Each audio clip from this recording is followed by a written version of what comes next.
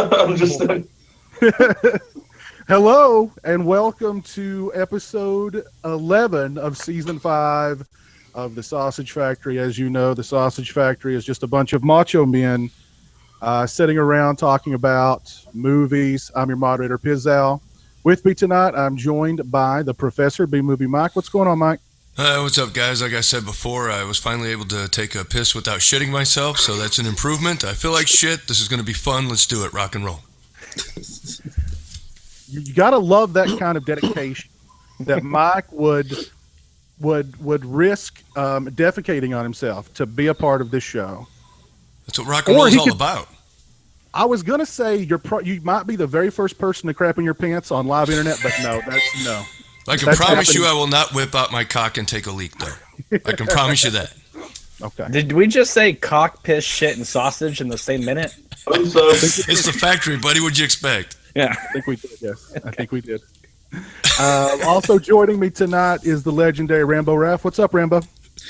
Doing good. I do not have to shit myself, but other than that, I'm doing well. I'll carry that burden for all of us. B-Movie Mike is strong enough to carry that burden for us all. Also joining me tonight's Cameron. How's it going, Cameron? Doing well, considering that I got talked into doing an Exorcist II, the Heretic commentary earlier. Wow. And, yeah, so I'm still kind of recuperating from that. I'd rather shit myself. That's an easy. That's like 5 minutes. You clean up, you're done.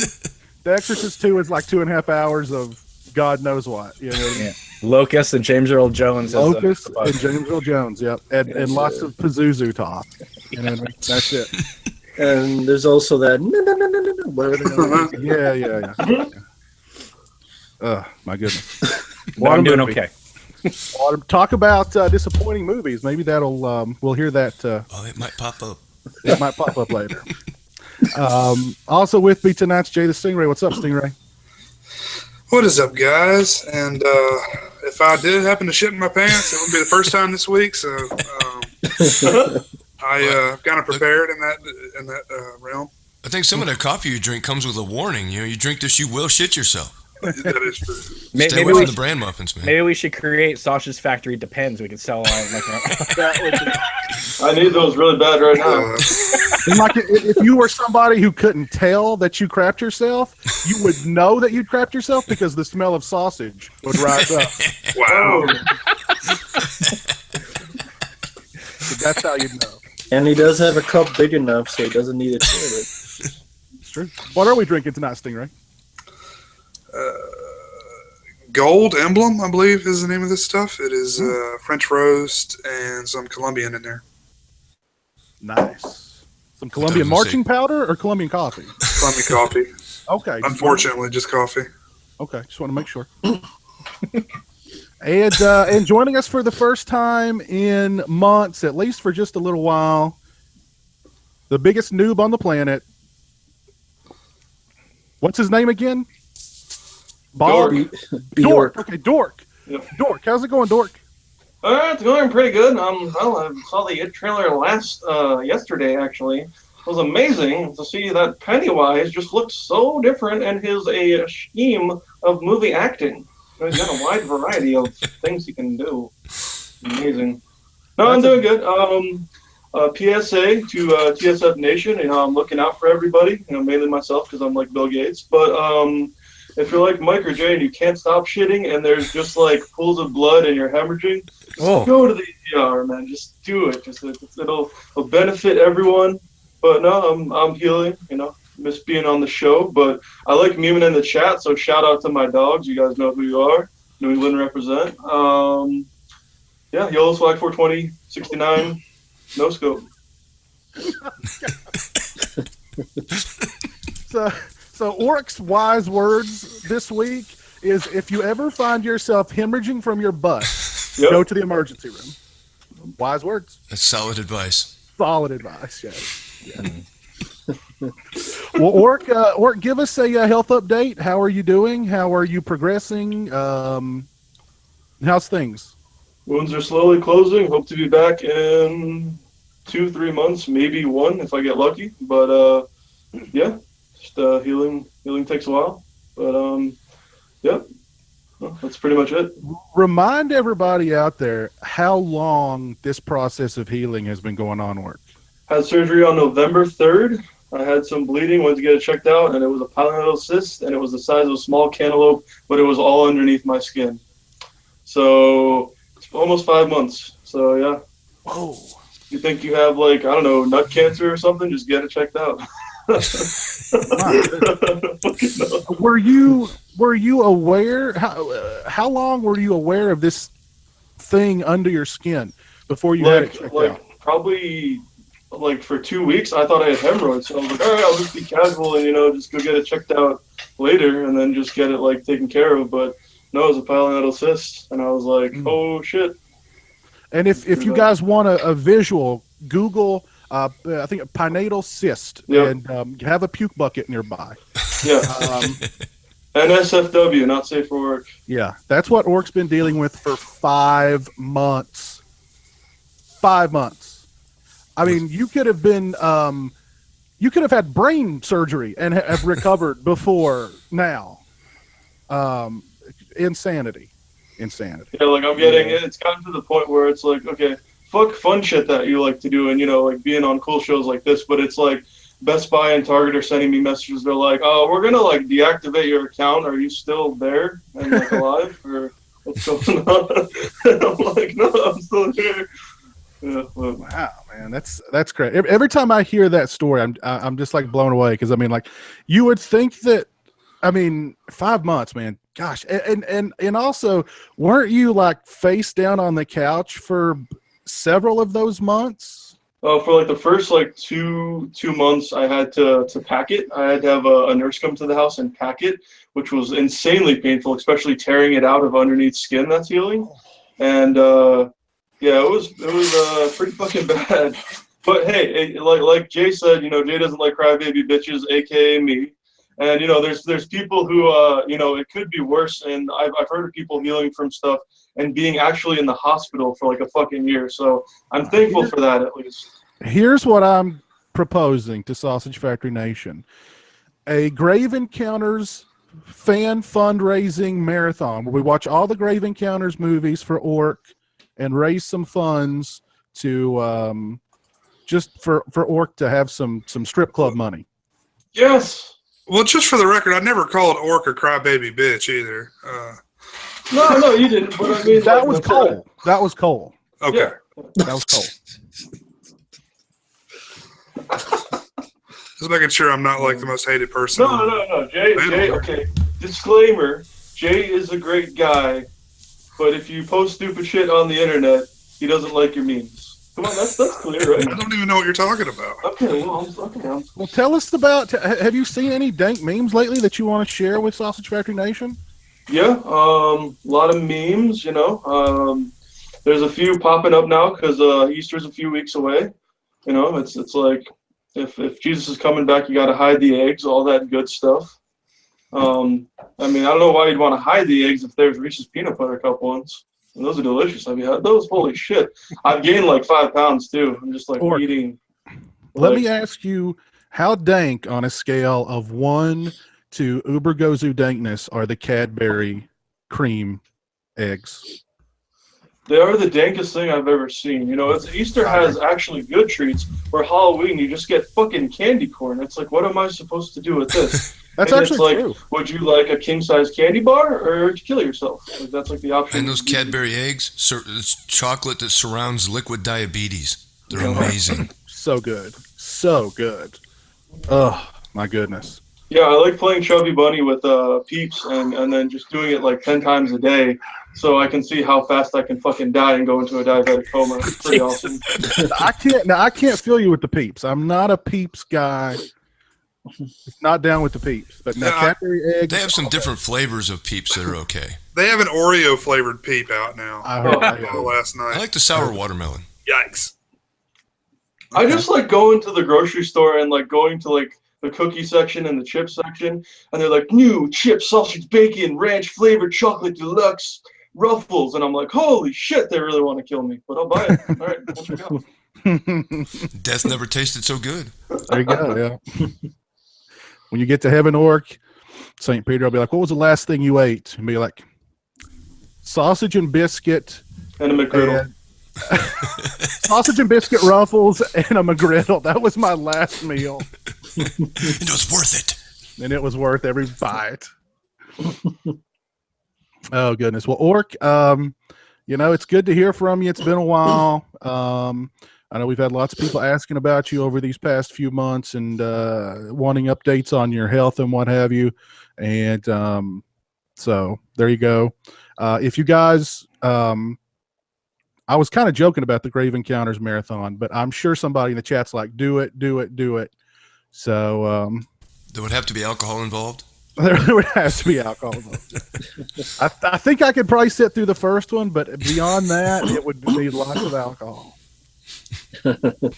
So, but anyway, Orc, what's your closing meme? Closing meme, Yo, Swag 420. I want to keep the chat lively tonight. Let's get fucking hype with this bitch! And, live for the dank memes. And don't be regretful for the ones that you can't post because your keyboard's broken, because you've been visiting certain websites and the keys don't work. That's it. Okay. Words to live by right there. Words to live by. All right, Orc. Well, you take it easy, man. We'll we'll be in touch. Keep it dank. Keep it dank and swaggy. Oh, he's gone. We do have a request to do a live It commentary from the miniseries for Orc. That'd be cool. That would be cool. We can raise some funds for Orc. That would actually be cool, I think. Well, how have you guys been? Have you seen any movies since we were last together? Unfortunately, I saw one last night. Ooh, what was it? I went to see Life. Oh Ooh. Yeah. It's not good. Did someone treat you? No, actually, I paid for it. It made it twice as painful. Damn it. So you really pay for it. Pay for it now. I would probably have to go into spoilers to give you my full thoughts, but I would just say don't bother. Don't waste your money. It's horrible. Is it Alien- just Alien a ripoff? ripoff of Alien? And a shitty one at that. Oh wow. Yeah, it's horrible. The script is horrible. The acting is, well, when you have dialogue like that, there's not much you can do with it. Let's put it this way. About halfway through, I had to piss. So I got up and went to the bathroom, and it's the first time in a long time I had the urge just to keep going. Not even to go back to the movie, just to leave. But I had to go back just to see how awful it was going to be, and it lived up to it. I had a question. Does it set itself up for a sequel? Yes, unfortunately. Of course. I've not even seen it, but I can tell you that. Of course, yeah. Oh, it's horrible. Well, I actually kind of wanted to go see it because it kind of, Watching people die is hard. Jake Gyllenhaal, phenomenal. No. Well, it's the guys who wrote Deadpool wrote that. I was surprised. I came back and did some research. They did Deadpool. They're working on Deadpool 2. They did Zombieland. I'm like, what the fuck happened? Yep. Maybe because they're better with horror comedy than they are straight horror. Maybe that's the problem. Or they got rewritten. Or it got rewritten, or what happened. But it was horrible. Is it R-rated? Yeah, well, kind of. It's like PG-13R. I mean, they throw some F-bombs in there to make sure it's R, but Okay. you know what I mean? There's not really any over-the-top gore effects or anything. It's the creature is, I don't know, it's kind of like Alien, but it's more like the Blob. Okay. And it kind of looks like the creatures from Starfish. It kind of looks like the creatures from The Abyss. Okay. A little bit, kind of flowy, but yeah, the setup, it gets right to it, but you're just saying, why would you do that? That's stupid. Why would you do Yeah. every turn? And then the shell game ending is just, you see it coming a mile away, so it's just like there's no suspense to it whatsoever. That's too bad. I kind of wanted to go watch it, but I wouldn't may recommend just you have spend to- money on it. yeah, I may Couldn't just do have that to to wait till VOD maybe. I mean, But- it was Prometheus bad. Maybe even worse. Okay. Well, there's a couple things real quick just to bounce off that. One is, for those of you who don't know, there is a House 4-disc collection box set, and it's all region free. They announced that it was only going to be the first 2 region free, and the second were going to be region B locked, but it is all region free, and it's cheaper than getting the 2 set that's available in the US. It's really? $35 from Amazon UK right now with shipping. With shipping. Okay. So that's probably worth it. Although Arrow is getting in some trouble lately with the, I heard the Creepshow 2, Hellraiser 3, and House 1. I've heard that they've mid-framed the picture so that you can see like the edge of the film strip, or on the left side. So like it's all been moved over. I was just watching House. I didn't notice that. Good, because that scared the hell out of me. I didn't notice that with Creepshow 2 either. They're saying on the animations sequences, you can see the animation stop on the sides because they moved it over too much. But I'll send you the link, or I'll post it in the comments below so people can see that. The other thing is that I was fascinated that this week they said that by Christmas they're probably going to release the box that we'll have in our homes if we want to, where it will be a 15-day window from opening theaters to being able to stream it at home. 15 days. And this is a box that you connect to your TV? It's sort of like it's going to be like a Chromecast type of thing where you can patch into the, so like if you want to see Justice League at home 2 weeks later, you pay $30 and you can watch it at home. Oh, okay. But you got to wait it for free. But you got to wait 2 weeks, right? You got to wait 2 weeks. Okay. And then it'll be a 45-day window till Blu-ray. So literally it could come out in June and you could own it by the end of July. So you pay what, $15 to see it in the theater or $30 to see it at home? Or well, they're considering if you're paying for 2 popcorn drinks, drive, right. Or the only company who's not signing on, of course, is Disney. Yeah, but that. I don't understand that. Why would you pay $30 to see it at home when you could buy the Blu-ray for like 20 something? And sell it if you don't like it. You've got to wait more time. It's. Well, I mean, it's not even that much. But if you go on a date with somebody, it's already $30-$40 to go buy popcorn and drinks. And all that. I can already tell you, Disney's not doing it because of their deal with Netflix. Because Rogue One's coming out in a month on Netflix. So. And then Disney, of course, has announced that we will be getting 1 to 2 Star Wars movies for the next 17 years. Oh God! A year per year. One May and December for the next 17 years. What? Yeah. or until they stop making buku money.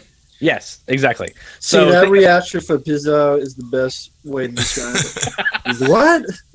Yeah, I don't know. I mean, when movies came out in the 60s, right, studios didn't have long-term plans to take us into the 80s.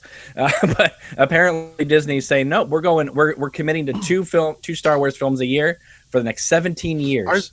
I know the Star Wars universe is immense, but I mean, are there that many stories that they can tell from the Star Wars universe? There's going to be an origin story for everybody. So they're going to do an origin story and probably one that's actually moving forward. So the way I look at it is I'll probably finish out this new trilogy, and then I'll probably hop off that train because I cannot watch it for 20 straight years. Well, and the content's there, man. I mean, there's tons of novels and stuff out. So yeah, but they have not given me any confidence that they can handle it. I mean, from what I've seen of what they've produced so far, it gives me no reason to look forward to 17 more years of this bullshit. Yeah, but we're in the minority.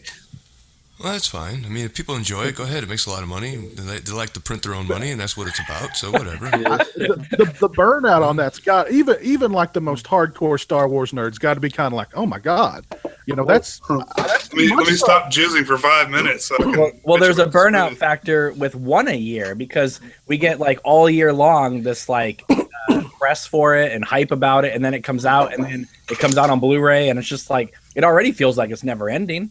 Yeah, I mean, I've been burned out on Marvel superhero movies for like 3 years.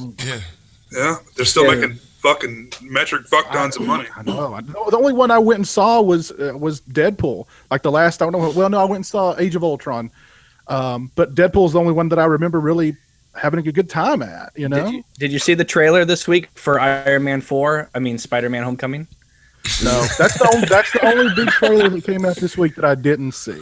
But let's does anybody have any other movies that they saw this week that they want to discuss?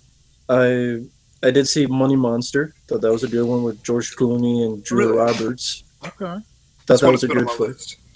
But that was a good flick. It's very straightforward. It's not surprising. You probably see where it's going. It's not the most original because it's a guy who has a bomb and holds someone up. But I thought the acting was really good, and it takes place over in real time. Not to the extent of like 24, but it takes place over real time, and I thought it was really good. I was surprised by it. Okay, cool. Cameron, Stingray? Go ahead, Cameron. I'm trying to think. I haven't really seen any movies. I watched some of Planet Earth 2, which I hadn't seen, and that looks stunning in Blu-ray, I have to say. Okay. Flying over those mountains, seeing those snow leopards that no one's ever photographed before. I never really thought of myself as a big nature watcher, but when it's that crystal clear, and it's taken whatever 10 plus years to make, they get some pretty amazing footage. Okay. What about you, Stingray? I saw after we talked about it on last week's show, Devil's Knot. I haven't seen that one yet. About the West Memphis 3? Yeah, exactly. Yeah, West Memphis 3. Did you like it? It was okay. It was decent. Okay. Did they really? I saw you posted a picture on Twitter. Was that really the guy that they cast to play the buyer? They really cast him to play that buyer guy? What? Man. That's crazy. They pulled it off though. I thought he did a pretty damn good job of being like batshit crazy and. I saw that picture and I was like, "There's no way, man. That dude's like, it's like no way." But hey, if he pulled it off, great, man. I put it on because it's on Netflix. If you guys want to check it out, okay. But I put it on, and my wife and I have watched all 3 of those documentaries, years ago when they came out. Mm. I didn't tell her what it was or anything. I was just letting it play. She was like, "Wait, that's those kids," and so she put it all together. That. Yeah, I don't know. It was. I feel like they really took some liberties with the dramatics of it, but the kid they got to play Damien was pretty cool. I thought did a good job. They really made those people look like rednecks, man. I gotta say. They did Have you ever been to? You've been to West Memphis, right? I've never been to West Memphis, no. But you live a lot closer to it than I do. I've been through it several times. Well, Not surprising. Just seeing that documentary, it didn't look like a big stretch from the town I grew up in. West Memphis is actually in Arkansas. Yeah. Mm-hmm. So that's all you need to know. Yeah. Nothing against people of Arkansas. It's just Arkansas is a depressing place. I have never driven through any of those states. You don't want to. Okay. I mean, Arkansas, you commit suicide at least 5 times. You contemplate it. That's where Slick Willie's from, man. Your favorite. I was talking to somebody online, and I was like, "Yeah, I'm from Kentucky," and they were like, "Oh, I drove through there once," and I was like, "Yeah, what'd you think?" And they would went, the mountains are pretty. So that's all they could come up with, and they had to think about it. The mountains are pretty. So yeah, there's not. The scenery is nice, but I mean, there's just not a lot. But that would be like if you watched that Diane Sawyer documentary and based everything you know about Kentucky on that, Right. Yeah. But see, Arkansas doesn't even have that going for it. There's nothing beautiful about it. We've got nice.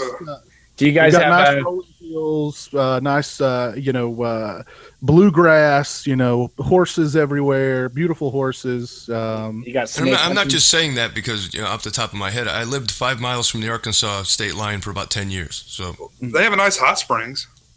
I remember seeing that there. Yeah, that's about the only draw, I guess, but I didn't bother. snake hunting parties and stuff like that, all through the South. I heard from someone who lived in Georgia, said that on Fought Together hunted rattlesnakes, and I was like, wow, that sounds fun. Jesus.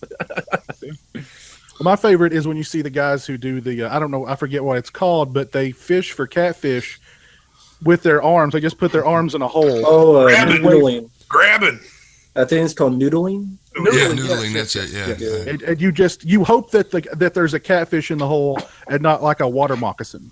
So, and sometimes you flip that coin and lose. So the only way I know that is because I've seen Dirty Jobs with Mike Rowe. So and he did that. So I know all about that shit, guys. Yeah. I can't imagine that being. Yeah, they lose their thumbs and fingers. With that. Well, I mean, you can catch them with a fishing pole too. You don't have to go do all that crazy bullshit. Yeah, just get you a fishing pole. They're not that expensive.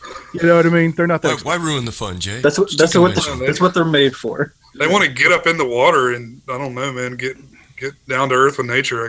I guess it's like after the 12th Budweiser, you just throw the pole down and go for it. I don't know. Well, there are these guys that are like 5 miles down the road from here that shoot these little shitty videos, and they catch snakes. They're called what are they called? A grab you one is what they call themselves. They do the same thing. They're in the swamp, and they go and just grab snakes. They grab a snake and it bites them all over the hand and shit. Huh. They're fucking bonkers, man. Nice. I've been trying to find some of the. They used to sell the DVDs in random gas stations. I've been trying to find some just so we can goof on them. We need to make some copies. We'll make we'll do a live commentary to a Grab You One DVD. Well, real quick, I just want to say that a movie that I did catch. I mentioned it before we started recording. Watched the first 45 minutes of Green Inferno and Jump Ship. So smart choice. Do not blame you on that. It was so badly made. I mean, obviously, pretty scenery when they got down there, but I was just like, this is terrible. Yeah. I haven't even bothered, so you made it 45 minutes longer than I ever will. I actually sat through the entire thing. I don't know how, but I sat through the entire thing. I guess once you get to the point where the guys just saw everybody die and he's masturbating in the corner and you're kind of like, I guess I'm going to stick with this one out because God knows what's going to happen next. You know what I mean? That would be everybody's reaction to watching people die. Yeah, just collapse in a corner and start jerking off. Of course. Yeah, and they're like, "What are you doing?" And he's like, "It's stress relief." And I'm going, "Is this a comedy, or is this because we literally just watched. They literally just watched their friend get gutted and eaten alive, and they're smelling his flesh being burnt, knowing that he's going to be eaten, and the guys in the corner just going at it. Maybe he figured he better rub one off because he's next. I got to get it out. I guess. I don't know. That movie was an absolute catastrophe. So is that his worst one? Boy, that's a. Honestly, I'm not up on the entire Eli Roth. He's only made 5 movies, right? I've seen them all, man. I've seen the Cabin movie. I don't even know what it's called. What was that one called? Cabin Fever. I saw one. He also remade that one, didn't he? He produced the remake. Okay. Yeah, and he didn't direct that shot remake. And he didn't direct that Earthquake movie, right? He starred in. Wait, they remade Cabin in the the one about the flesh. Yeah, I can't. The thought of it just totally fucked my mind up. Yeah, they remade Cabin Fever. Yeah, shot for shot. There's a movie that cried out remake. Holy shit. And for some reason, shot for shot remake. Yeah, and they used the same script. When you go down same script, shot for shot remakes, you see Psycho, and then right next to it, Eli Roth's Cabin Fever. So good company. Oh, jeez. That one screamed out classic from the beginning. Well, when we lost Wes Craven, at least I knew. Eli Roth's still alive, right? He's okay? Yeah. Okay. Yeah. Well, he is the master of horror. That's what I've heard, right? Absolutely. He's referred to as the master of modern horror. Well, judging from that scene that Pizzal was describing, the masturbator of horror might be a better title. That's it right there. Of the stuff you've seen, is it the worst Eli Roth you've seen? Yeah. Yeah. Because I've only seen Cabin Fever, Hostel, and Hostel 2. Hostel 2 was bad, and in all honesty, I liked Cat Fever and I liked Hostel, but that's when they coined the term torture porn or some kind of shit, and I was not into that kind of. I avoided anything that was even related to that subject. I liked the ending of Hostel, then the sequel disregarded the entire thing, so fuck the movie now. Yeah. I didn't like Saw either. I like the first one. I can't really. After that, they're all like pretty much the same. And now there's a new one. And now there's a new one. Yeah. Legacy. More money to be made. We were talking about the House Blu-ray release. I did just watch the first House, and I'm gonna do a review of it. But I think this trend of people having problems with the Blu-ray releases will continue with this one. I won't go into too many details, but it was very bright. Put it that way. Oh wow. Yeah, put it that way.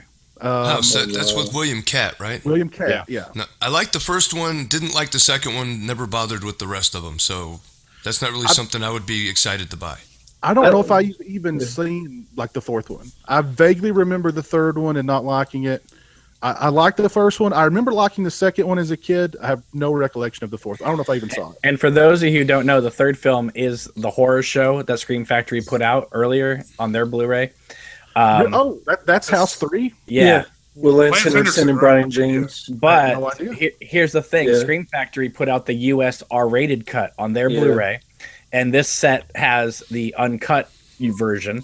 And it has the same commentary with Sean S. Cunningham. So in a way, if you want to sell your Scream Factory disc to offset the cost of the new one, go ahead. Did they ever say why Scream Factory couldn't get the uncut? Did they ever give an answer? I think the uncut version was only like European, like in terms of like rights. Okay. Right. So I didn't know. I mean, no, but now the extras on that disc are pretty good. I just dove into them, and there's a really good making of documentary on that one. So okay, very cool. I'll do a full review probably early next week sometime. So, did you get the 4 disc set or just the 2 one? The 2. Okay. The 2. Yeah. So is it the same features on both sets? Yeah. Okay. Yes. Yeah, I didn't even know there was a House 4 until this. Yeah, with William Catt, but Yeah. kind of, sort of. Yeah, it's William Same Catt, character. same character, but different because he has a daughter instead of a son now. So it's like, Is it worth checking out at all? I would say no, but if you're a completionist, yes. I didn't finish. No, it is. Steve Miner is on the making of for Wow. House, and he does briefly mention Friday the 13th Part 3. Oh my god! Did it How hurt? How does he briefly mention it? He I just came winced. off this movie. He kind of winced. He was like, I was coming off of Friday the 13th Part 3. I could hurt him. You could tell it hurt him a little bit because it's kind of like, but yeah. Not, so not even that did bad of mention a it. movie, Steve. I just don't think he even on the documentary, he's like, I did House because House was horror comedy, and I thought that it could segue me out of horror because it was a horror comedy. He went from that to Soul Man. Yeah. Whoa. You should be more embarrassed of Soul Wow. Man than Friday No the 13th shit. Part 3. I love Soul Man. He did 2 and 3, right? Yeah. And H2O. I mean, Yeah. he's done some decent stuff. But And Lake Placid, which and I like like. Placid, I don't know why he's so ashamed of the two what I consider 2 of the best Friday films. The first 4 are my favorite. There had to be Day of the Dead. There has to be Remake, He should be ashamed of that. Yeah, Day of the There Dead has to be remake. some Yeah. bad blood there. There's got to be bad blood there between him and Sean Cunningham. Got to be bad blood. Got to be bad blood. He did a commentary for his Day of the Dead remake with a fucking vegetarian zombie, but he won't talk about Friday the 13th Part 2 and 3. That's crazy. Now, I have not seen his Day of the Dead. I heard it's absolutely It's horrible. bad. Don't. It's really bad. Oh, If it's you a like- must watch. If you like a zombie that becomes vegetarian because he was vegetarian when he was alive, And Jeffrey Reddick wrote that movie, Right. but not really. They took it away from him. He says he's whenever he talks about that movie, he makes it very clear. My script did not have a vegetarian zombie. So, Day of the Dead remake or Survival of the Dead? Which one's Ugh. Survival of the Dead, but only by Give me a survival. by a pubic hair. That's a choice. But at least Romero's involved in one of them. But Yeah. wasn't Day of the Dead remake where he took Bud and turned him into like he was a soldier that was in vegetarian. love with a female soldier, and Yeah, he was a vegetarian, and he was loyal to her even though he was a Yes. zombie. Yes. And they were running across the ceiling and shit. Oh Yeah, man, they were that was they were horrible. Spider-Man, Oh, that was horrible. zombie That was a Spider-Man. horrible movie. I had blocked that out for a while. Maria Sorvillo? Or, I mean, it's yeah. There's Whatever. Boy, You she know what really, we're talking about. that was not something on her resume she should brag about. yeah. There's a great. Ving Rhames. Big Someone in the- Rams, yeah. Someone in the chat just wrote, "The Day of the Dead remake makes Uli Bull's House of the Dead look like 28 Days Later." I don't know. I wouldn't go there. House of the Dead is holy shit. You know what? I could see that though. I could see. I want to ask everybody in the live chat right now. What is worse, the Day of the Dead remake or House of the Dead? Gee, what's worse, cancer on your dick or on your balls? Neither, please. Is hitting myself in the head with a tack hammer in the equation Is at that an all? option? Let's talk about the trailers that we got some big trailers that came out just within the last couple of days. We got the Avengers first official trailer, and we got a teaser that teased the real teaser. That's like a 2.5 minute long teaser. I've never heard of a teaser trailer being that long, but did you guys see? Let's start with the Avengers trailer. Did you guys see the Avengers trailer? I did not. I didn't know there was one. I just saw the Spider-Man, Iron Man one. So Yep, no, full on Avengers trailer. Yeah. I saw the Justice League one, but No, Yeah, I I'm saw sorry. that. No. oh, forget. I mean Justice League. okay, don't scare me like that. I'm sorry. Yeah, unfortunately, I saw that one. Oh, I'm sorry. Yes, Justice League. Okay. I'm sorry. Yes. Oh my God. With Rob Zombie playing Aquaman. Roman Reigns. I'm almost glad. I'm kind of glad that it seems like at least Aquaman's got some sort of. He's got something to do in this movie. You know what I mean? He seems to be a little bit more prominently displayed than Cyborg and the Flash. But Yeah, nobody watching that trailer with the group of friends is like, you get to be Cyborg. Like, nobody wants to be Cyborg. yeah, You know. And I see Aquaman everywhere, but in the water. So I don't. that's true. That's true. As a matter of fact, that's true. Yep. I don't So, know. thoughts on the Justice League trailer? When Aquaman is the most interesting character in your movie, question it. It looks like the whole movie was filmed on a studio, and there's no Superman in this trailer. So who knows when he'll show up? He's there. I'm telling you, he's going to be there. If Amy he'll be Adams is there, he's there. And it did. It looked like it was shot entirely in front of like a green screen. Yeah. Yeah. Like, every and- scene. And they threw in that joke, like, what kind of superpowers do you have? I'm rich. It's like, that's out of the Lego Batman movie. I mean, if you have to depend on Batman to be your comic relief, it's like, If Batman's your comic relief, And Aquaman is there your ain't no big comedy draw. in this movie. He should have said, "I'm rich, bitch," like Dave Chappelle. that would've That's been what it funny. should have been. No, I don't mind Yeah. the Wonder Woman character, and I'm kind of interested in seeing the Wonder Woman movie. I think they picked a good actress for it. She was good. She was probably one of the best things about Batman versus Superman. Yeah. So I'm not throwing shade on that character at all, but yeah, the Flash, I'm not feeling it. and the big news that came out today, DC has tapped Joss Whedon to write and direct Batgirl. Heard about that. Heard Yeah. about that. So Yeah. If the DC Cinematic Universe is alive post Justice League, well, what I'm hearing is that after Justice League, Ben Affleck will be out, and they're going to go to Plan B, and so this is like timetable A they're doing right now. Now they're going to go to Plan B and do a different timeline because it's bombing bad. Well, for the them. problem with the DCEU or whatever they call it is that every film feels like Plan B. Yeah, The Man of Steel. Has there been a good one? somebody pointed out to me in my trailer reaction video, because I was like, Batman v Superman started the DCEU, and they were like, no, that was Man of Steel. And I was like, I forgot Man of Steel existed. That's how effective it was. Batman v, and I like Man of Steel, but Batman v Superman got all this hype and all this talk and all this, hate that it totally, Man of Steel's like, what's that? I don't know what that even is. That like I'd forgot it even existed, and I liked that movie. So It's on my list for tonight. Yeah, mine too. okay. But I'm gonna break some news right now. The reason Ben Affleck is walking away from Batman is to do his passion project, which is to write and direct Phantoms 2. Nice.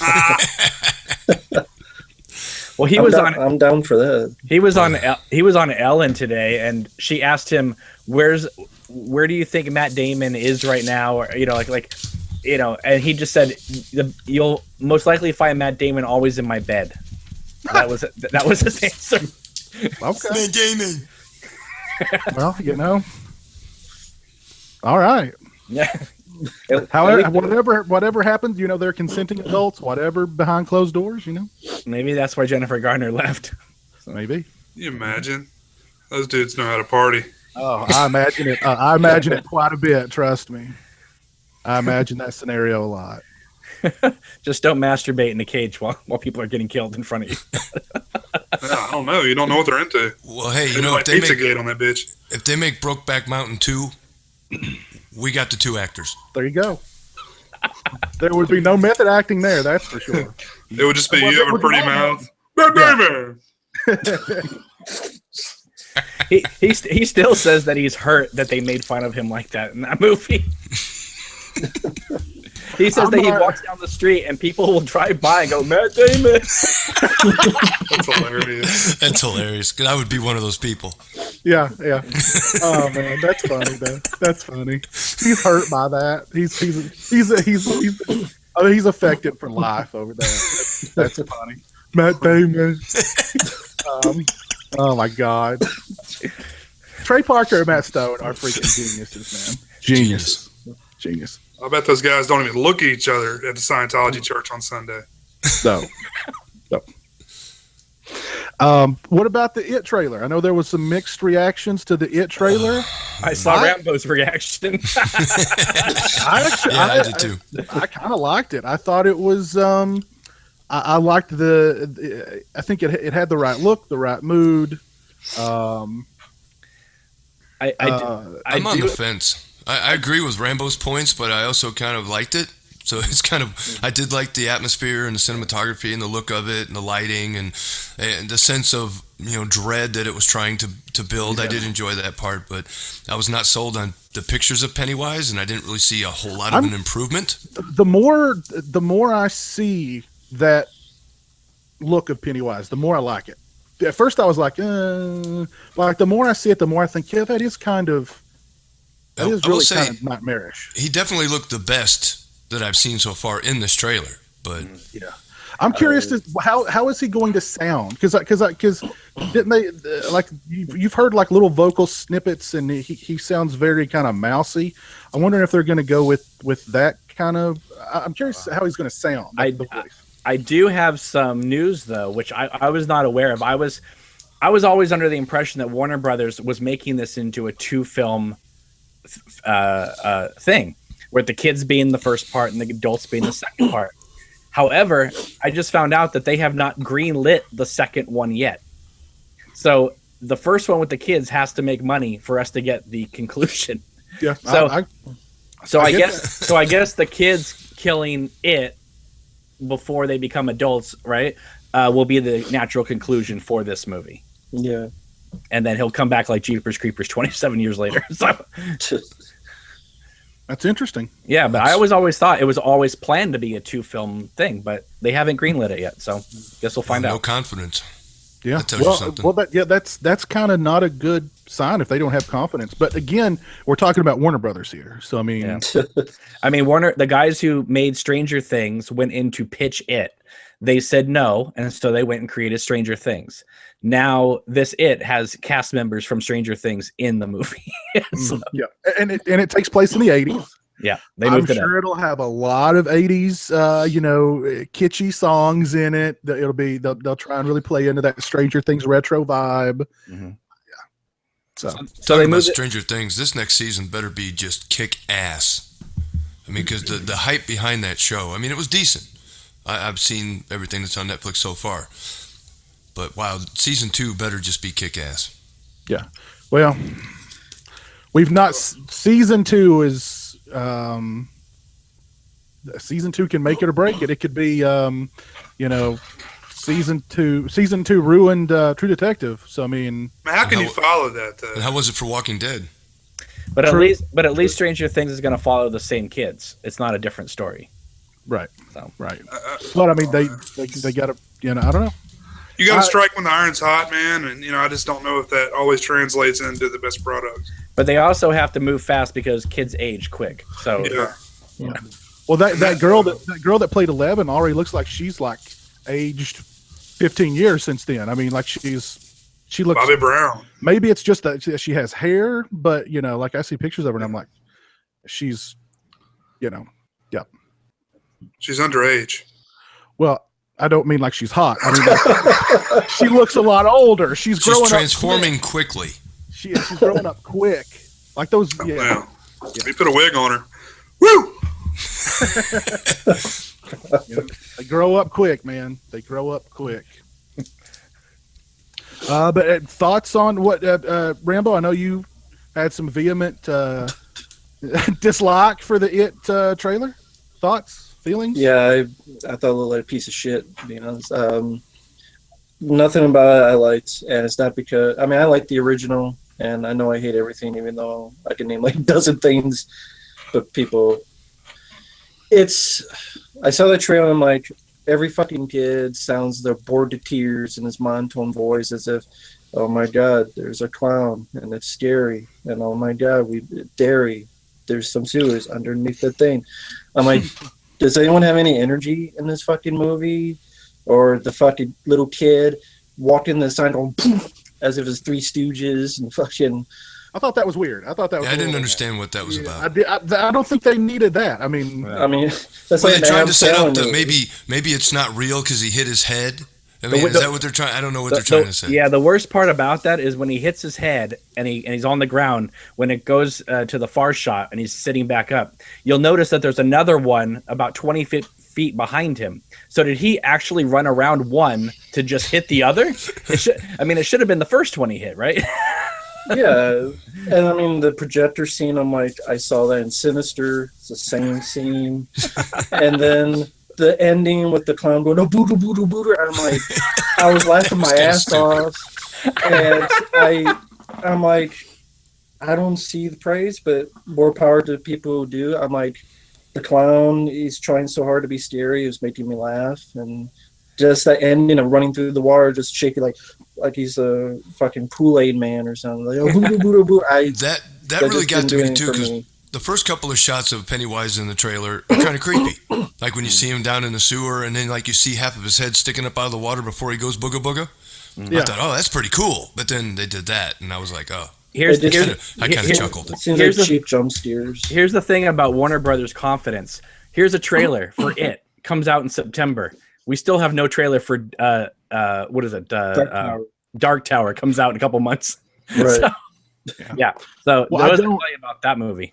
I don't want to see any more of It before September. No. Like the next trailer is just going to give away everything.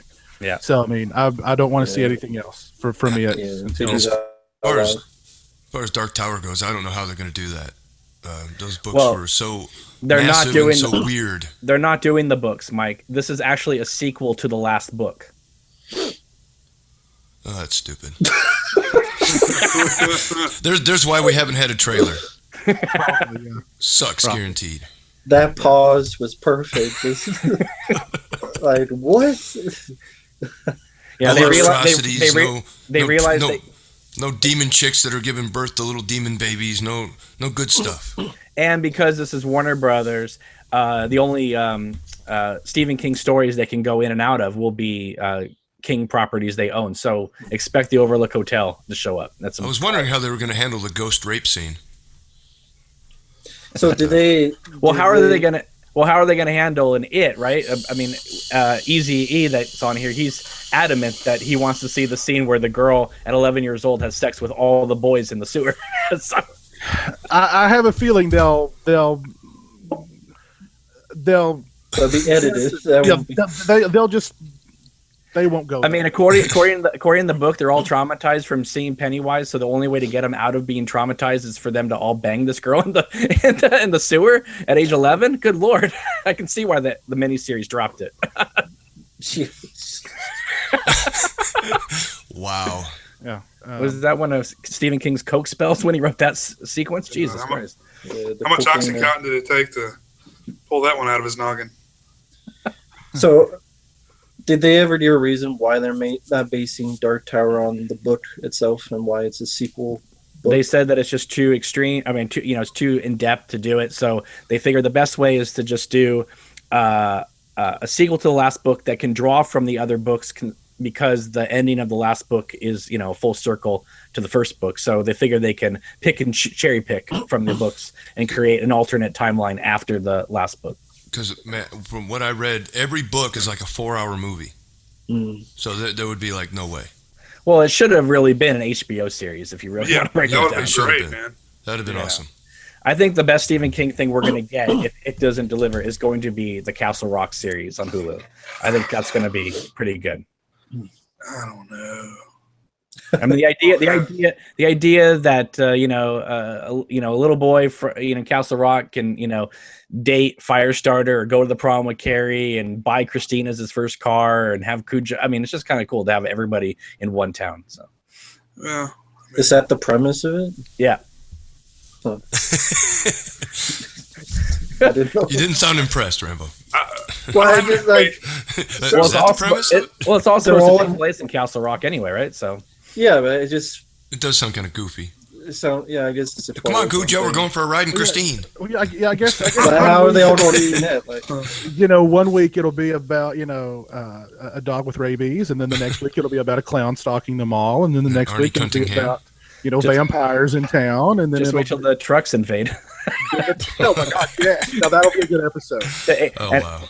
I love Rambo's review of it, where he's like, I like Stephen King movies. Okay, the ones you like, maybe not, but I like AC/DC pumping through Maximum Overdrive. Fuck yeah, man.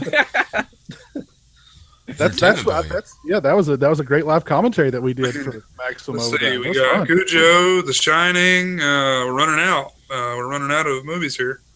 So how the hell they don't put the Running Man in there? Is this all of a sudden in the basement? There's this game show in Castle Rock. Arnold's free. I want to see this. I want to see the thinner episode. See what happens there. I want to see the Langoliers episode. Oh wow, the Golden Years episode. Then you got Night Flyer that shows up. The Night Flyer, that would be cool. The Night Flyer showed up. The Langoliers is like the pinnacle of when I decided Stephen King's name means nothing anymore. Pretty much, unfortunately. Like, go watch that shit now. It looked bad then. Like, it looks like really bad now. Man, it is terrible. It's like right at that age of the worst CGI known to man. Well, let's use all these underwhelming ideas and adaptations and trailers to segue into our discussion of movies that underwhelmed. And a movie that underwhelmed simply is just a movie that we had high expectations for that didn't live up to those expectations. And if you guys want to share with us what your favorite underwhelming movies are, please do so in the comment section. Let me scroll up through here and see if I can even check now to see who won the survival, or what was it, Day of the Dead remake versus House of the Dead. I don't think anyone commented on it. Everybody was just like, let's move on. You can't choose. It's brain lock. It's like, Well, Ad Charlemagne said Day of the Dead because I found it to be disrespectful to the original. Yeah. I think that might be let's see. Movie Man 95 said Day of the Dead. Well, no, actually, he said the Day of the Dead remake makes Bowles House of the Dead look like 28 Days Later. So yeah, most people were just like, I don't even want to go down that road. That's too dark of a road to go down to compare which one's better of those two. So let's just go on. But Mike, once you get things started, what are some movies that underwhelmed you? Try not to take up too much time. Whoa. It's a brief list. Oh man, where do I start? Well, I've already talked about the new Star Wars films ad nauseum, so I'll skip that part, but I'll include the prequels in those, because Phantom Menace to me is probably one of the most underwhelming films I've ever seen. Okay. Because it's been so long since Jedi, it's so hyped up, and then you go watch that piece of shit, and yeah, number one, Phantom Menace. I did have Exorcist 2 on as well. Cameron said he did a live com for that, and I mean the original. I mean, can you get better? I mean, it is, maybe it didn't age well, but for what it was at the time, The Exorcist was amazing. Come out with The Exorcist 2, it's like, what the fuck am I watching? And that's one of those movies that just did not need a sequel. Yeah. And I love The Exorcist 3, but The Exorcist really need a sequel. No. Well, that was the thing, was that William Peter Blatty wanted to do Legion as Exorcist 2, and WB said, no, we got our own thing going on over here. And so I can't imagine him looking at what they created and like, oh, Jesus Christ. Like, hey, Linda Blair's got titties now, so we're going to do this other stuff over here. No, the ending of the original said it all. I mean, the priest, takes the demon into himself, jumps out the window, and kills himself. End of movie. Yeah. That was perfect. Well, what was the story about when the Exorcist 2 was released? Some producers were in a movie theater and some movie doors found out and chased the producers down the street. Yeah. Yeah. So you know a movie's bad when that happens. And the other thing is that, one, it's 4 years after the original, and you're right, Piz never should have been made anyway, but it's also coming out after all the Exorcist ripoffs and The Omen. I mean, and it's got nothing else to offer except giant flying locusts. It's like, yeah. What were they thinking? So. Yeah. Well, I mean, they made the mistake of doing a sequel, and then they made the mistake of doing it that way. An exorcism movie about locusts, and it was a million wrong moves went into that movie. Mm-hmm. Every move was the wrong one. Now, Linda Blair's older than me, so I don't feel perverted for saying this, but I think Exorcist 2, she was really blossoming into quite the beautiful young woman. So maybe that was like the only thing worth watching the movie for. Well, it reminded me of what Pauline Kael said about Brian De Palma when he made Bonfire of the Vanities, which was, this movie is a mess, but it's the kind of a mess only a great filmmaker makes, because hacks can never go this far wrong. And that's how I feel about Exorcist 2. It's like, it's so like well made that you're just like, oh my, like no idiot could have made this movie. Like someone with a strong vision thought this was the correct way to go, and it's not. there are some really interesting visuals in the movie, but the story is just, I don't know what they were thinking. I mean, yeah. Isn't like Martin Scorsese such a fan? I have no idea. I'm sure that movie does have fans because it's such a risky. It's bizarre and it's risky. Now they didn't, it's what you could call an interesting failure or a fascinating failure. That I keep waiting to hear Scream Factory is going to release Exorcist 2. I'm sure they will. If they can get. Could they get anybody to sit down and talk about that movie? I mean, I have no idea. Nobody has. Yeah. The only reason Linda Blair did it was because they offered her a bunch of money, and she was like, "I get to work with that whatever the priest, the actor who played that priest." She thought Richard he was Burton. Richard Burton. They offered her a bunch of she didn't want to do it. She didn't want to do it. They offered her more and more money. They offered her a ton of money. Then she said, "Well, okay, you're not going to put me in any of those prosthetics." And they're like, "Okay, we'll just put you in contact lenses." When you're possessed, that's it. And she was like, okay, and I get to hang out with Richard Burton. Let's do it. So Say Pazuzu like a million times too. Yeah, exactly. Yeah. And they cut Louise Fletcher's hair to like kind of make you think that she's Ellen Burstyn, but she's not. It's like it's really. I don't know. So I guess there's some agreement on that one. Yeah. I had another one, Alien 3. Was underwhelming to me at the time. It has grown on me, especially the alternate cut. I do prefer that one. But, after Alien and Aliens, you're going into Alien 3, Ripley's still alive, Hicks is still alive. What's going to happen? And then we get what we get. So I was very, very underwhelmed by Alien 3 when I saw it in the theater. Yeah. Well, I mean, I think everybody was underwhelmed by that movie when they first saw it. And I mean, like I like you, it's grown on me a lot, and I kind of like it for it having the balls to do what it did. But the assembly cut is definitely the better movie. And let's see, Ghostbusters 2. The original, I was actually very underwhelmed by that film when I was watching it in the theater. The first film to me was such a classic.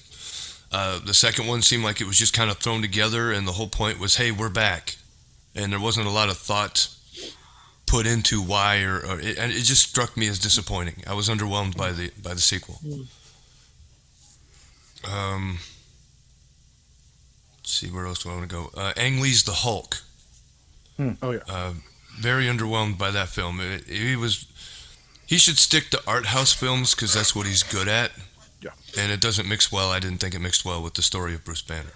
Yeah. I don't. That like comic book, even bad comic book movies have a comic book kind of feel to them. Like you said, it was like he was trying to make some kind of art house movie about a guy who gets mad and turns into a big green monster and punches Hulk dogs in the nuts. Yeah, it just doesn't. It doesn't translate. It just doesn't translate. Although that's probably the best scene in the whole film when the dog bites him on the dick and then he punches it in the balls. But I did like the comic book editing to it. I know it was like overdone, but it was kind of cool the way it would go from like panel to panel. I hadn't seen that since Creepshow 1, so.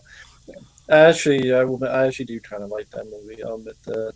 I've never hated it like everyone else, so I'll admit that.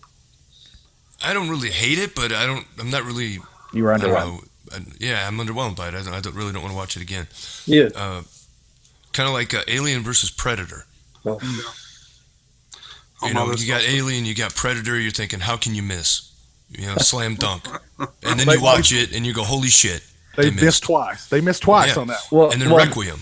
Yeah. Well, I mean, the big problem with that movie is that we got a Predator franchise, all rated R. An Alien franchise, all rated R. They hook up. They're gonna fight PG-13. What the hell? And I think on our Guilty Pleasures show, I was like, wow, I like just about all Paul Thomas or PT. Stallion Anderson. PTA. Whatever his name is. I was like, I kind of like all of his movies, but to play devil's advocate and be in his corner. For a movie like that should have that big a scope, they gave him nothing and like no time to make it. Mm-hmm. So I mean, he was kind of handcuffed. But yeah, that was the best part of that movie is like that flashback to, where you see all the aliens and the predator, like during one of their first. The pyramids. In the pyramids, yeah, that was like the best. The best part of the movie was like that flashback. Stuff out of Stargate. I thought there was some decent stuff with the actual predators and aliens, but even that was few and far between. I mean, all the characters were flat. Oh yeah, all the characters sucked in that movie. Even Lance Henriksen was like on autopilot. Yeah, you're like Wayland Yutani, wink, wink, wink, wink. Yeah. Well, which is worse, Alien versus Predator or Prometheus? I like Prometheus. I like Prometheus. Yeah, I do too. AVP is more disappointing because it's such an easy idea and made a boring as hell movie.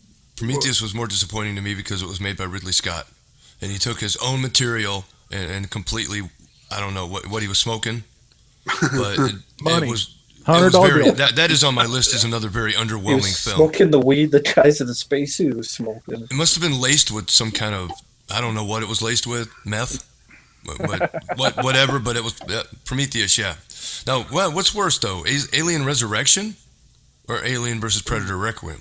Alien Resurrection's worse for me. That's another one on my list. For me, Alien 3. Resurrection to me is worse than 3. Yeah, I agree. I like Resurrection. Okay. Well, the problem with Alien Resurrection was that they completely threw out Joss Whedon's script, rewrote it, and then. Let's see. Okay, we have Ridley Scott, we have James Cameron, we have David Fincher. I know. Let's get the director of Amelie to direct Alien Resurrection. Yeah, City of Lost Children, that kind of stuff. Right, exactly. And it's like he's an art house director, and and then he says that he wanted to make Alien Resurrection to a black comedy. Well, okay, if I look at it through that lens, Or okay, it is what it is. I mean, following Alien 3, you could just diarrhea on the screen and it'd be better than that shit, man. For real. and it did because everything in that movie looks like there's shit on the wall. Yeah. Everything's Yeah, brown. That's his style, man. I love well, we movie's did just get nasty we did get a kick-ass basketball scene, though. I just want to say. it. Slam dunk Ripley. Yeah. That movie had a good cast in it, man. I mean, aside from Sigourney Weaver, you had Winona Ryder, you had Ron Perlman, you had Michael Winkett. Good cast, just nothing. Chucky was in that movie. Brad Dourif, Brad Dourif, exactly, yeah, exactly. Yeah, I liked all those. Probably the best thing about the film was him, but I had a couple more. I don't want to take up too much time. Spider-Man 3. Mm-hmm. The second film was really good, and you're thinking, wow, they're bringing in Venom. This is going to be amazing. Yep. We get Emo Wow. Peter and Topher dipshit. So, yeah. I mean, think about how excited you were when you first saw the first teaser or the first poster with that black Spider-Man outfit, and you were like, "Oh, this is going to be the dark one," you know. Directed by Sam Raimi. You're thinking, oh, shit, this is going to be good. No. They are doing, according to a post on Facebook today, a couple of different posts I saw. They're going to do a Venom R-rated movie. And it's not going to tie into Spider-Man's universe, which is so bizarre. Yeah, that makes a lot of sense. Okay. That's fine with me, man. It can't be any worse than that shit. Yeah. Well, in Sam Raimi's defense, he had no intention of putting Venom in that movie. They forced it into his script. Because if you think about it, in Spider-Man 2, Mary Jane's supposed to marry J. Jonah Jameson's son, who's going to be an astronaut. So wouldn't it have made sense for him to be in outer space and bring back the symbiote, you know? But no, we're just going to have it. We're just going to have it fall out of space and land on. That's exactly what they did with the 90s Spider-Man cartoon. The same thing you just described. And then it's just coincidence of, oh, it's there. Now it's on my bike. Yeah. And I really like Spider-Man 2, the movie. I thought it was really good with Doc Ock and everything. Yeah. I was pretty geared up for 3 because, like, that was the first comic I ever got. My dad brought me a comic back from a business trip he went on when he was in the black suit. I forget the Amazing or Spectacular, whatever it was. But that was the first comic I ever read that got me into comics. So I was, like, really all about it. And it just, like Mike said it perfectly. Yeah. Emo Peter and Gopher Trace. Gopher Trace. Okay. Well, Mike, if you've got any more on your list that we don't discuss, we'll come back around to you. Or if we mention some that are on your list, feel free to add. Stingray, what you got on your list, man? Man, this is my bread and butter. I'll tell you what. It's like every movie I watch nowadays could go on this list, I think. But no, I was noticing, like, I don't know if you guys have a similar thing. Like, most of my underwhelming movies are from, like, the last 20 years. Like, I don't really have anything, like, pre, 1995. Yeah, mine too, pretty much. But see, I'll go ahead and roll with The Thing pre-make. Oh God, yeah, I did not like that movie either. That was one. I was geared up for it. I'd heard all kinds of good stuff, and Too bad Rambo's not here for that one. He'd love to shit all over it. And it was my birthday. I went and saw it on my birthday because that was a tradition I had before I had kids to go see a movie on my birthday, and it's fucking awful, man. I mean, the CGI in that movie is terrible. Well, they had practical, and then they decided to cover it up with CGI. It was like, why the fuck would you do that? Mm-hmm. I mean, because the first film was, of course, obviously heralded for its practical effects. I mean, that was like, now you're gonna make a sequel to or a prequel or whatever the fuck it was to that movie, and you're gonna cover it up with CGI. Rambo, he was talking about the Thing prequel.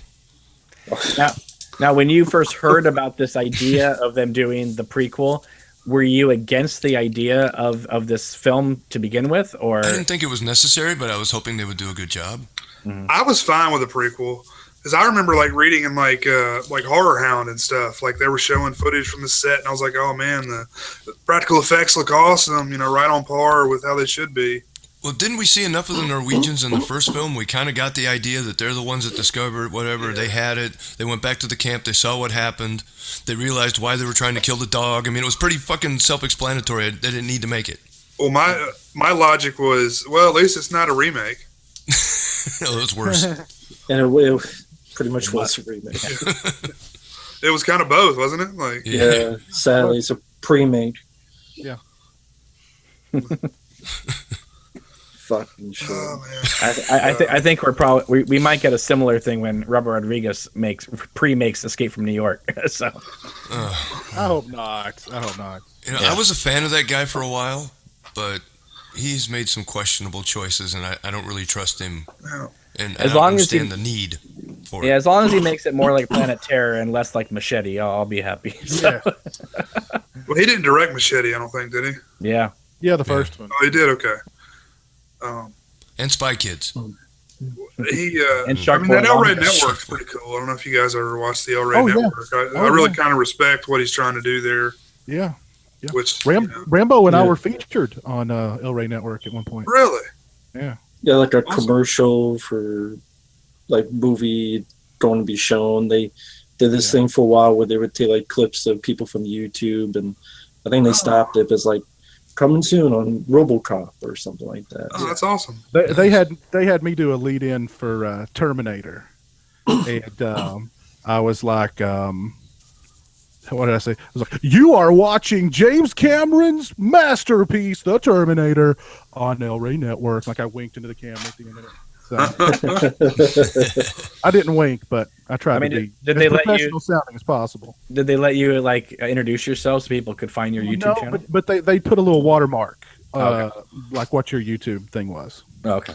And then did they go immediately like flag all your videos? But they had, the guy that I was in contact with there, he was like, we're gonna this is gonna become like a monthly thing, and like every month we're going to have like a different viewer. I forget what they called it, like I forget, but like a movie like Terminator, a fan beloved movie like Terminator, and we'll have some of you YouTube guys do like lead-ins or do promos, and we'll put them on El Rey. And I was like, man, that's awesome. Yeah. And then like after the Terminator thing, he emailed me and he was like, we're not going to do that anymore. I wonder why. I wonder what happened. I don't know. He was like he was very specific about, he was like, okay, he was like, I see you have posters. Don't sit in front of a poster. Don't sit in front of like Blu-ray covers or DVD covers, even the spines. Just sit a blank wall, because if there's any posters or if there's anything with movie names or logos, we've got to blur all that out. Mm-hmm. Yeah. So I don't know if that had anything. I don't know, but they acted like it was going to be a big thing and like a monthly thing, and I thought it'd be awesome. But then, he was just like, "We're not going to do that no more." So. Yeah, I mean, they show a bunch of good movies over there. I mean, the bad thing is I own most of them already. Yeah, and he does really good interviews with. He did an interview recently with Frank Darabont that was really good. Now, he did one with Michael Mann, which was really good. John Carpenter, which was really good. He's done a bunch of the guys, a bunch of the greats. Oh yeah. I think John Carpenter maybe his first one that they showed on. I think it was, as a matter of fact. Yeah, he's done Tarantino. He's done a bunch, man. And John Carpenter was the first one to come out after the announcement to say, no, he is the choice to do Escape from New York. Yeah. Yeah, I mean, he's I also hope- involved in the Halloween thing that's coming out, and thought that was a good choice too. Must have been a hell of a paycheck. I mean, I hope. I mean, Robert Rodriguez. It could have been. It could have been Eli Roth. It could have been Eli Roth. So I mean, Robert Don't get me Rodriguez. wrong, folks. John Carpenter has earned the right to make as much money as he wants to. Oh, but absolutely. I just don't like it when he blows his marijuana smoke up my ass. Okay? don't shit in the floor and call it a diamond. All right? Thank you. It's like I take your smoke and my vapor. You vapor up his ass. Unless that smoke tastes like Cocoa Krispies, keep it away from me. It's like if you're trying to get me high, John, you're doing it the wrong way. Well, I'll tell you what, John Carpenter, B-Movie Mike challenges you to a cloud off.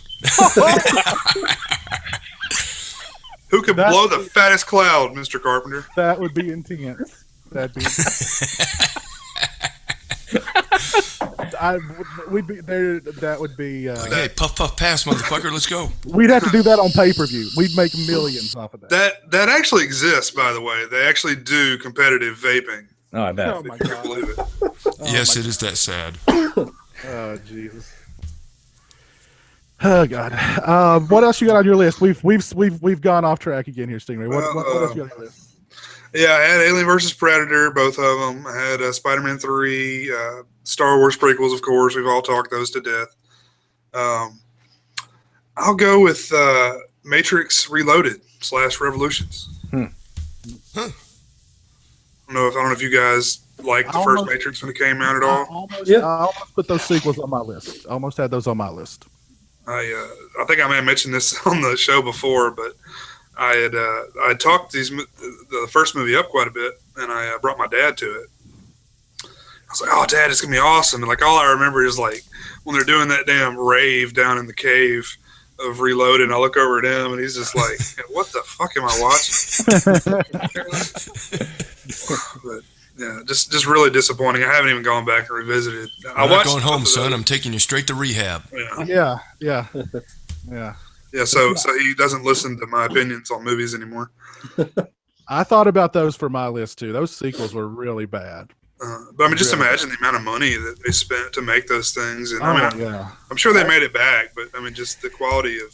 I've always enjoyed those. I've always thought they were underrated. But I saw those in the theater. It was a great summer. But yeah, I always enjoyed them. Great, I didn't need to see the KFC guy talk for 50 minutes, but I mean, well, Reloaded has that highway chase, which to me validates the movie. That is a good chase scene. Yeah, it was the Wachowski sisters that made those movies, wasn't it? Yeah. That's not a joke. No, it's not. It's real. Whatever. Right. Yeah, I know. I wasn't bringing that up. I was just asking. Who would have ever figured that one out? Like, not only would one have be transgendered, but both. Teaches on whatever. I'm talking about that, but I wasn't a big enough fan of the first film to where the other films, seems worse. I mean, they're all the same to me. They're not great, but they're not terrible. What's the one where the one guy's standing, he's in this like mech suit with his machine guns. Revelations, the third one. The third one, I thought that sequence was pretty cool when they're breaking through with the ship, and it was okay. I thought it was like a cool version of an anime.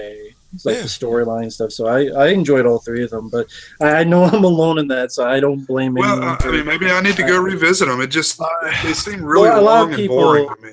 A lot of people feel the same way you do, so I don't think you need to revisit them. But I've always enjoyed them. I like the first one. I'm not crazy about it. I mean, that movie was like. I don't know, man. That movie was a phenomenon when it first came out. People way had more never popular than it deserves to be. I think so too. I think if anything, it might be just a tad overrated. But people had never seen that bullet time stuff, and they're just like, "Oh my god!" Visually, that movie's kind of that. I'd seen that in Dark City, but better, right? Much better. But I guess the negative thing about The Matrix is that after it came out, everything tried to be it, like you said. Yeah. And its effect on popular culture made me I just ignored it. I don't watch it anymore just because of that. And right before The Matrix opened, a little film called Existence came out for 1 week. And I felt that movie dealt with virtual reality a little bit better than The Matrix. But that was I like it. I like Existence. Yeah, I do too. Yeah. Rambo doesn't like it, huh? Well, no. I just thought it was like Videodrome, but that was I'm a Jennifer Jason Leigh fanatic, so no, nothing wrong with that. God, who directed that? Cronenberg. Oh boy. Yeah. I love Cronenberg's 70s and 80s stuff, but I don't know. You're not into M. Butterfly? No. I tried, man. And also with Existence, they had like 20 endings. It's like it ends, and then it's an ending, then it's an ending. I'm like, which fucking one is it? Pick one. I need to go back and rewatch Spider if you want the low key Cronenberg, like what's his name?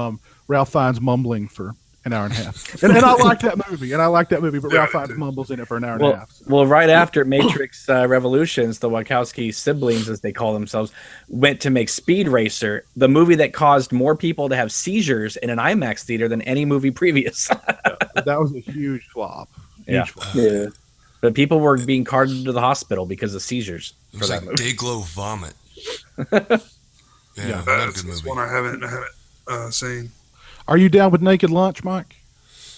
I've seen it once. Peter Weller, rest in peace. God rest his soul. It was okay, but it was really, really weird. Yeah. I've got that Criterion, and like I'll look at it and I'll go, I'm gonna watch that, and then I go, Yeah. maybe tomorrow. I think I Maybe caught it on tomorrow. HBO way back in the day. It's like I've got to be in the right frame of mind to watch that movie. I've got to be. I don't know. Is there Maybe- a right frame of mind to watch I that don't. movie? That's a good question. That's a good question. That's a good question. I will get around to rewatching it though.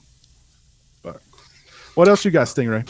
Just real quick on the Matrix, like I just felt like it kind of hit me at a time in my life when it's like, whoa, Yeah, whoa, me man, too. we're in the Matrix, man. I was just You were smoking a lot of pot. eye opening. Yes, that too.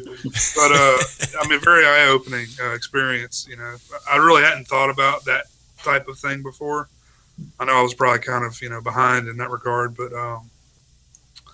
yeah, I don't know. I just really liked the first movie quite a bit. Me too. Let's see. I wish Orc was here, as I'm going to talk about Godzilla '98, Yeah. one that he champions. Yep, that's That his would movie. definitely, yes.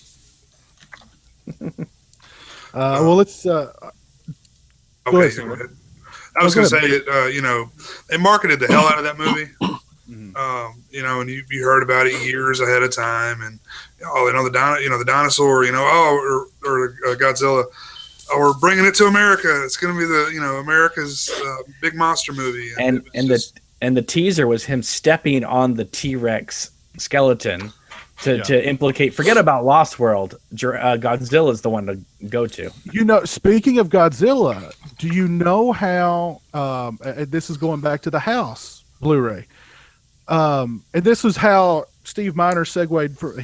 He goes after Friday the 13th Part 3. He was like, I bought the rights to Godzilla from Toho, and he hired Fred Decker to write a Godzilla movie. Hmm. And from that, out from that came House. Godzilla movie never happened, but House happened. It might have been a good Godzilla movie. What- The worst thing about Godzilla '98 is the fact that it's called Godzilla. I mean, it's an okay film. I mean, it's enjoyable, but it's not Godzilla. It's a decent movie, but it's a terrible Godzilla movie. I don't know. I'm kind of mixed on it. To me, it's like Halloween 3. I think if it was called a different title, people would I hate probably it would have less. enjoyed it. If it was called Cloverfield, we'd love it. A Guanosaurus. How about that? Yeah, Gigantus or some other He's- name kind of title. reminds me a lot of Cloverfield. I'm sure Orc is raging in the chat because He we're is. talking about Godzilla. He is. Anyway. Oh shit! I was going to say something about that movie. Oh, I used to have a Godzilla VHS over here that I told my mother-in-law that I like VHS, and she just started buying all kinds of horrible shit on VHS for me. But I had it over here, but I think I threw it away the other day. I was going to take it out for a skeet shooting, but I changed my mind and just threw it in the garbage. That would have been awesome. You should have shot a video of you shooting up the Godzilla VHS. If I can find a Godzilla VHS, I'm going to do a video of me shooting it. I've got that, and I've got a couple of those Red Ring Xboxes. I want to shoot like a motherfucker. That would be cool. That would be cool. But I'll save the rest of mine. Okay, we'll come back around if we don't. If nobody touches on any of the rest of your list. What do you got, Cameron? All right, I got a few here. You guys started with the Star Wars prequel, so I will go the other direction. Say I think Indiana Jones and the Kingdom of the Crystal Skull was very underwhelming. Okay. I had heard for years that Steven Spielberg was only going to make it if it was like the right film, the crowd pleaser that he wanted to make, and then when you get in there and you realize it is what it is, and it feels like you're watching 16 drafts of a movie, and I don't know. I just Shia LaBeouf swinging through the trees with monkeys with 50s greaser haircuts. I can't handle that. So CGI ants, but the ending was just atrocious. And they brought in Karen Allen. All she does is smile through the whole movie. And I don't know. It was a very underwhelming film. It was the second the second movie my wife and I saw while we were dating, and she looked at me and she said, "This is what you take me to." So it was pretty bad. But all right, I'm gonna jump back in time and say, I think Nightmare on Elm Street 5: Dream Child was one of the most disappointing films because I loved the first 4 films, and then when I went to see it,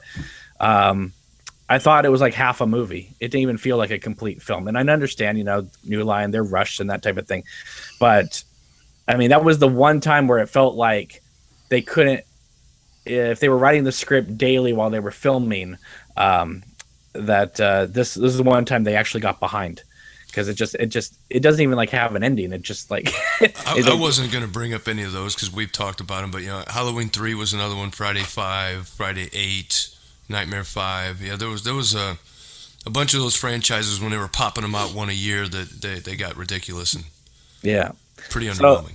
So let me jump over to 1992 or 93, I think it was, Lethal Weapon 3. I thought, coming off Lethal Weapon 2, which I think is, I mean, I love the first movie. I thought the second one kicked it up even higher.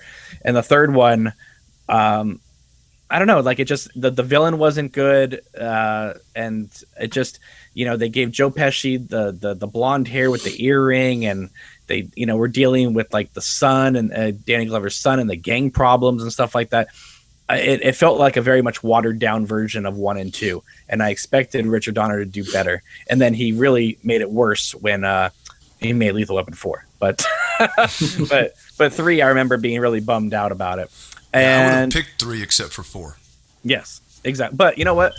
4 was just a bad movie. 3, I was like really looking forward to seeing. Was 3 the one where they were fighting when the houses weren't complete and they were? Yeah. Okay. Yeah. And I mean, if you think back at Lethal Weapon 2, spoilers here for anybody, but Mel Gibson carrying, his dead girlfriend on the beach. I mean, that's so powerful.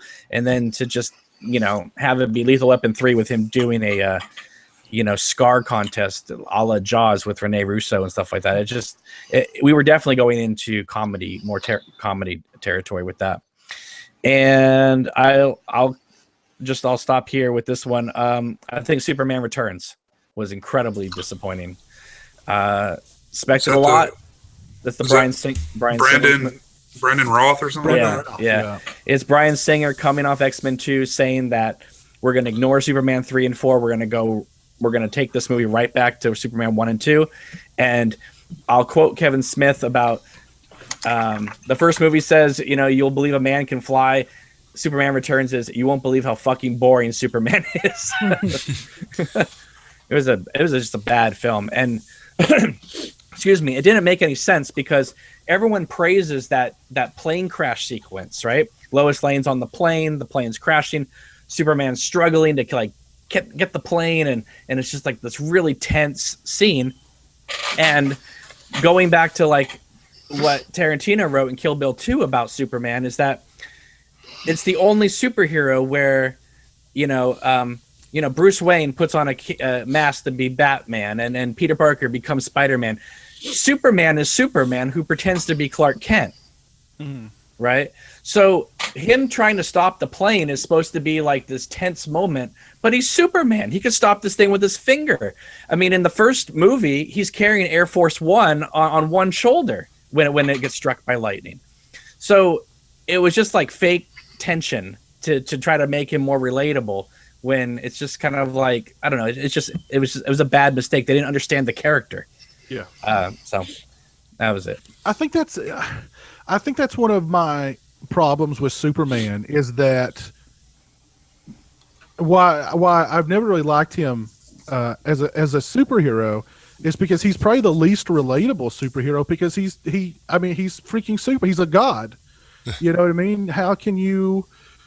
He can do whatever he wants whenever he wants, and I kind of applaud Warner Brothers just a little bit for sort of taking that into consideration and having him struggle with being a god. But they took it way too far. But I liked the idea that they would make that be a struggle for him, because he can't die. He can kill. He could destroy the world with a fart. You know what I mean? So. I don't know. I always found Superman to be like the less. He was always.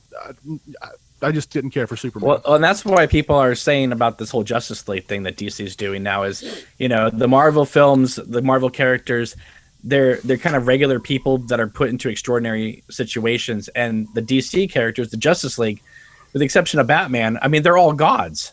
So how do you make them relatable? That's the question. That's true. Yeah, that's a good question.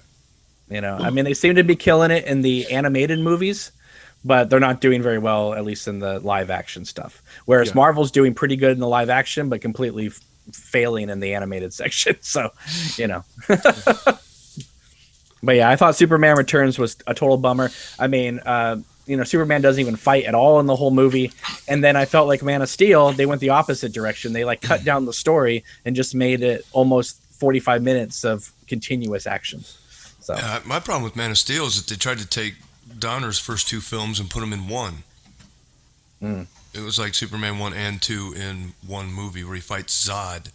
And I thought it was just way too early in the films for him to meet up against Zod or a character. He was still struggling with who he was and his powers, and he didn't have control of himself yet, and he goes up against somebody that, I don't know. So I was going to put Superman 3, 4, Returns, and Man of Steel on my underwhelming list. Yeah. I mean, he goes against Zod on his second day, and on his first day in Man of Steel, he has that greatest American hero moment where he falls out of the sky and crashes. And then all of a sudden he dusts himself off, and that's it. He's perfect the rest of the movie. And it's okay, if you wanted to have Superman struggle with his powers, okay, but why even have him fall at all if he's not even going to be struggling the rest of the movie? Like in the first film, he was already quite acquainted with his powers as he was growing up. Right. He was running faster than the train. He was already, I don't know. I didn't think it was necessary. I thought it was clumsy. Mm-hmm. So. Although I did like the Dark Superman from 3.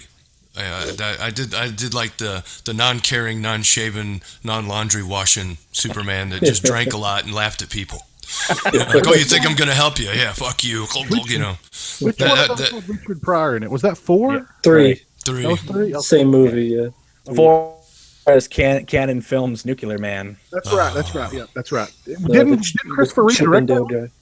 No, he didn't direct it. He came out with a story. It's funny because I'm trying to remember his name. Tom Mankiewicz, who basically rewrote Mario Puzo's script for Superman 1 and 2. He told Christopher Reeve, do not make Superman 4 because Superman can, with one hand, get rid of all the nuclear bombs in the world. You don't need Superman to go to the United Nations and ask them to get rid of bombs. Superman can do that himself. Or Superman could be a little have some couth and be like, look, will you guys get rid of the bombs? No? Okay, I'm just going to go take them. Yeah. Stop me. Go for it. Come stop me. Yeah. So... Exactly. But he had to contend with John Cryer in that movie, so that was the struggle. Oh, man. Eisenberg Cryer. I think that's what all Superman movies from this point on need is a Richard Pryor-esque comedic foil in there. You know what I mean? Just to keep things lively. Great. So we'll get that. We'll get that. What's that fat girl's name from Pitch Perfect? Rebel Wilson. Yeah, Rebel Wilson versus. Wasn't she in Ghost Rider? Yeah, she had a scene in Ghost Rider. Yeah, she did. Well, let's. I like Superman 3. Damn it. Well, that's the last one. There are good parts about it, but it does get really stupid. That's definitely. Yeah, but Superman. So it's usually but if anyone has that Superman Blu-ray box set, you got to listen to the commentary for Superman 4. The screenwriter is just apologizing through that whole movie. I swear this isn't my fault. I would love to hear that commentary. I don't think I want to go through the trouble of buying it to hear that. Like those Golan Gobus guys. They wouldn't even buy us lunch. Let's move on. Rambo, what are some underwhelming movies on your list? I'm sure there's a bunch I'll forget, but I wrote some down. Alien 3, it's been talked about. It's pretty well known how much I hate that movie. Just you take aliens and you fuck it up the ass. Just Make it But, as boring as possible. Straight out of the gate, like you fuck it up. Yeah, just kill Yeah. everybody. Aliens doesn't matter. The whole ending is fucking meaningless because we're ballsy. Fuck your balls, David Fincher. I actually like 7 in Well, the game, but Fincher fuck doesn't him. like Alien 3 either. Yeah, so but I know because he got fucked with, but I just that script just shit. I mean, the fact that the original script they could have used, and they go, no, we don't want to do that. It's too much like Aliens. And I'm like, why is that a bad thing? But, no, How let's is that have a a bad thing? let's have a Just- bunch of prisoners with fucking things on their head that rapists and murderers, and we don't care for them. I just say that don't blame Fincher. He was just a director for hire. Walter Hill, David Yeah. Geyer, and the other producer. They're the ones that commissioned that screenplay. So Yeah, yeah, it is more than it just that script. I don't know. I mean, first they said yes to a fucking wooden planet movie. They aimed it with a wooden fucking planet, and they thought that was a good idea. And then, oh no, we said yes, but we're going to change everything to rapists, murderers, and thieves being your characters. I'm like, yeah, I really give a shit about them. And the people you did like, we're going to kill them. And then Ripley, she's dead because I don't want to do anymore. But they gave her enough money, and then she was a clone. And now I want to do Alien 5.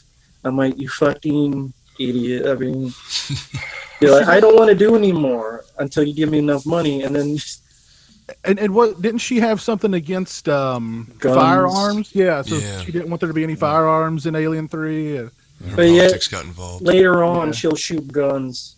Like there's a movie she did with Bruce Willis, and literally she's driving a car and shooting at a person, killing random people. So I guess she just doesn't like shooting aliens. I guess She was going people's through a okay. phase. She was going Yeah. through a phase. yeah. I mean, Come on. I heard an interview with Ray Liotta, and they asked him, "Who is the worst kisser you've ever kissed?" And he was like, without even hesitating, he was like, Sigourney.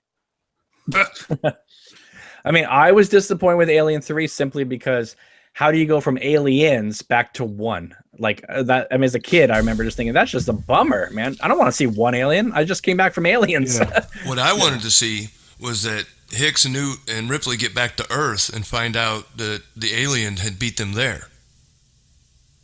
And wasn't there a poster that said something about like them coming back Yeah, to Earth? that's what made me think about that. I'm like, holy shit, the aliens are going to beat them back to Earth. They're going to be the only ones that know what's going on, and it's going to be worldwide. It's going to be amazing, and then we get that. Wasn't it something like on Earth, everyone can hear you scream or something Yeah, like something Yeah, like that was the teaser trailer. Yep.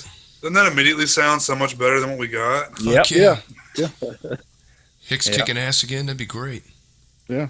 And that was even one of the original scripts. It was Hicks and Newt being the main characters, and Ripley was in it. And it was going to take a little element from The Thing, which I would have been interested as well, because the company would deal with, what if we could infect someone to turn into an alien, as well as like they were doing a little bit of that.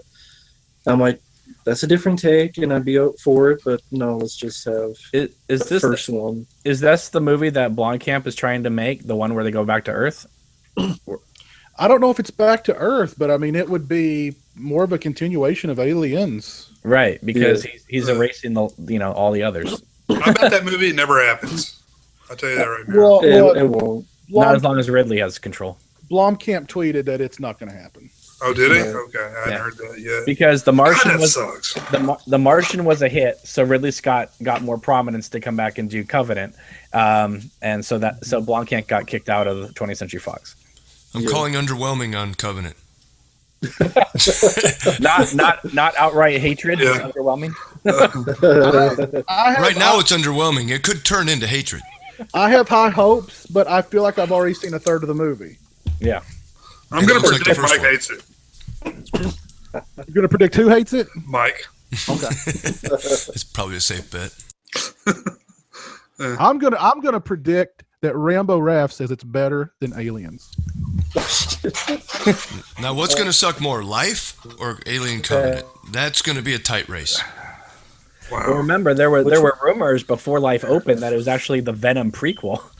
So And it That was- kind of ends in a way that would make you think that would be possible, but I don't see how they could possibly tie it Yeah. together. That sucks, man. I was looking forward to Life, too. Yeah. Like, oh man, it looks pretty cool. Like, 'cause we don't did. get those It looked movies cool. anymore. It did. It's not. I'm not. I may wait for a Netflix viewing or something. Yeah. What else you got for us, Rambo? Well, I mean, another one that was already mentioned, AVP, assholes versus penises. I don't understand why you make a boring ass movie. I mean, even with a low budget, I'm like, I've seen low budget horror films in the 80s that more shit happens. I mean, I understand he was trying to go with a slow burn. I don't think people want to see a slow burn in an Alien versus Predator movie. No. Yeah, you can have decent characters too. It's not like a law against not having, a likable character. And I mean, the Predators look like shit too. They're like fat or something, like fucking fat ass motherfuckers. Or, aliens look good. What about the Predalien? Oh, and the second one, yeah. I can't see it because it's too fucking dark. Now that one, I was like, maybe a little more underwhelming than AVP because it was R-rated, and in the beginning of the film they kill a kid. Yeah, you're thinking, holy shit, this is going to be brutal, right? And then you can't see the rest of it. It's too fucking dark. And what you can see isn't really worth watching. It does have the scene where they like kill 50 pregnant women or something. Like they take 50 pregnant women and juice them up or something, whatever the hell that was. I couldn't see what the hell was going on. Yeah, something about the Predalien has like a mouth penis or something that he sticks down their throats and... Or in their stomachs or something. I don't know what the hell was going on with that. It was, instead of a face hugger, it just sucked the eggs down their, or the embryos down their throat, and they ate the babies inside of them and came out. It's pretty fucked up. If I could see it, by a fucking light. But I had a lot of hope for Requiem too, because I thought the trailer looked good. Yep. It was rated R. It looked. I mean, well, I was going to say it looked dark, but it was really dark. But I meant like darker in tone. And then you watch it, and it's like, did a 12-year-old write this? Like in after school detention? It's 2 of them did. Yeah. And the alarm go. It was kind of cool. We got to see the Predator homeworld type thing for a few minutes. Yeah, but only one Predator responded. Yeah, the wolf. You would think that multiple Predators would be there to mop up the situation, considering what could happen with the Predalien on the loose. Yeah. Well, since we're on this subject, I gotta say, I just want to throw in, I think Predators was really disappointing too. That was another one. Yeah. I agree with that.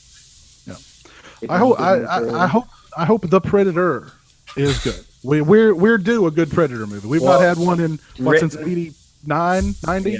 Written by Shane Black. Shane Black and Fred Decker wrote the script. So directed by Shane Black. Yeah, there's hope.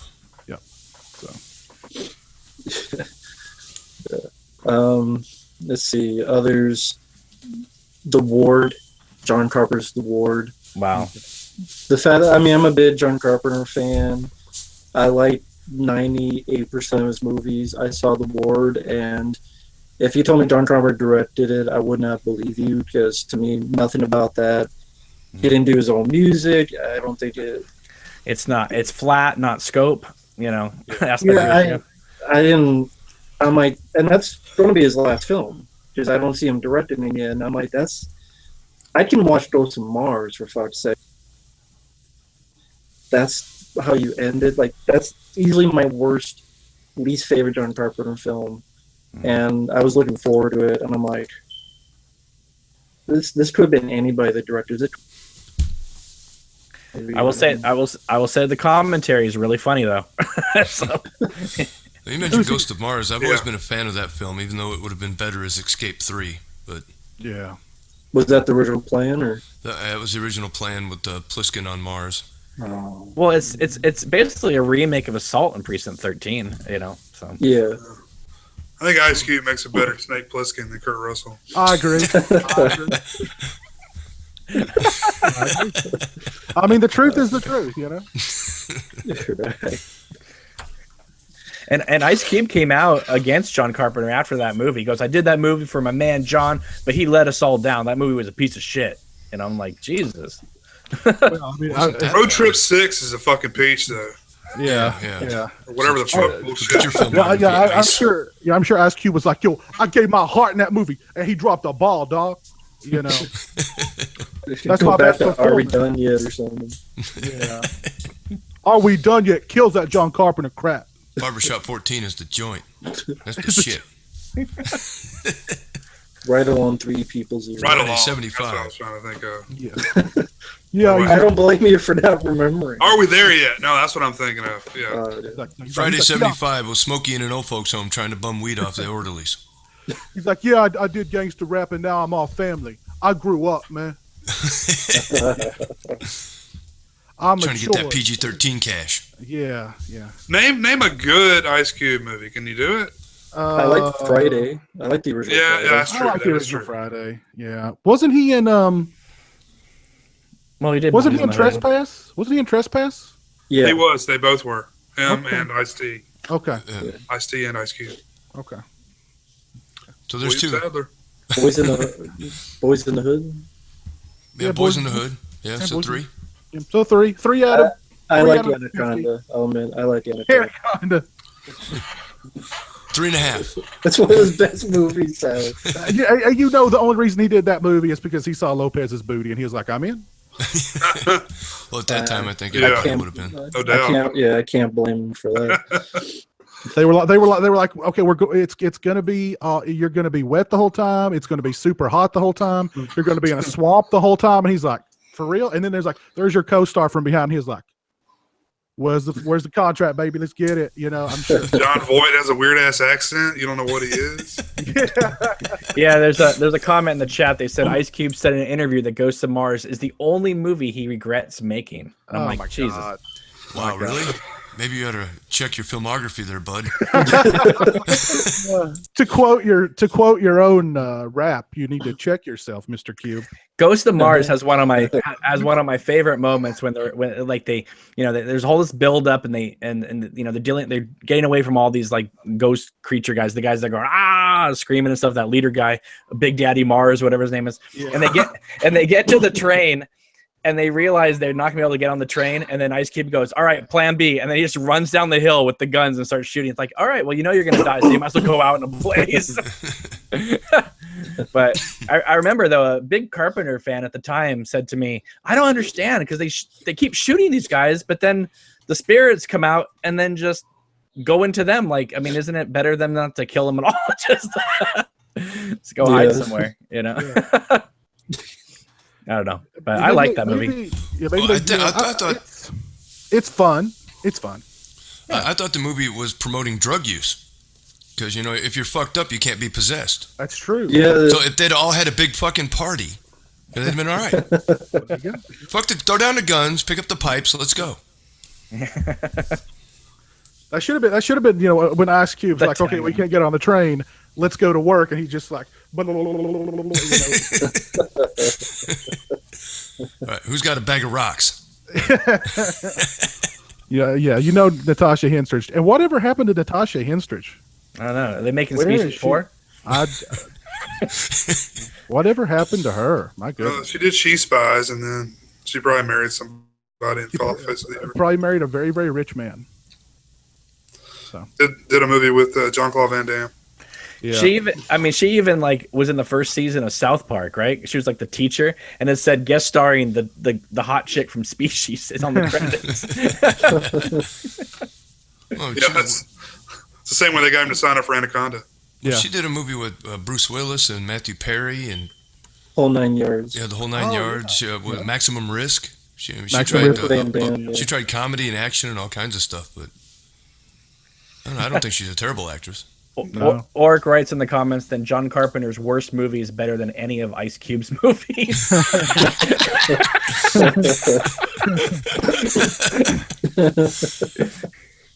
Well, let's move on. If there's any others on your list, Rambo, we'll come back around. Did you guys see Skyline while we were talking about those idiots that did the Strauss brothers that did that AVPR? Yeah. Did you see No, I didn't see Skyline? Yeah. What'd you think? I liked it, but I know I'm the only person on Oh, earth, really? but Okay. I don't even know. it's a dumb movie. It's It's an alien invasion movie they did in 2010. Oh If yeah. you saw the trailer where all the people get flown up to the sky into a spaceship. That was was that a found footage movie or No. It was done on a very low budget. Like they did it mostly with their own money. Just they knew effects guys, and it was like done on a very low budget. I liked it, but I know I'm alone in that, so I can't recommend the film. But yeah, Okay. I think most people would see it called one of the worst sci-fi films ever, and I'm like, I don't know. I've seen a movie where a fucking alien becomes a Jehovah's Witness after killing people. So Now, I've seen that much sounds worse. like an awesome movie. That sounds like an awesome movie. Yeah, Star Crystal. There you I'll go. have to look that one up. And it ends with a song, "Whisper from a Star," the woman singing. Because the alien, after killing his friends, he reads an electronic Bible, and then he's sad that he killed people, and then the humans are like, "That's okay," and then he'll fix his spaceship, and he leaves, and it ends with a whisper from a star. Wow. Sounds like some propaganda. Sounds some propaganda, Rambo. You may want to check out the speaking source on that one. Speaking of bad science fiction, Walmart cannot get rid of their Blu-rays for Passengers, that movie that stars Chris Pratt and Jennifer Lawrence. So for the same price, they're selling Passengers with After Earth, and you can get them both. Oh, shit. Boy, there's a double feature from hell. Yeah, Jesus God, yeah. Oh, that's My. They're clearing out the warehouse, guys. I think I'd rather stick tacks in my nutsack. Slowly. Now that's an image. Well, I've only got 3 movies on my list.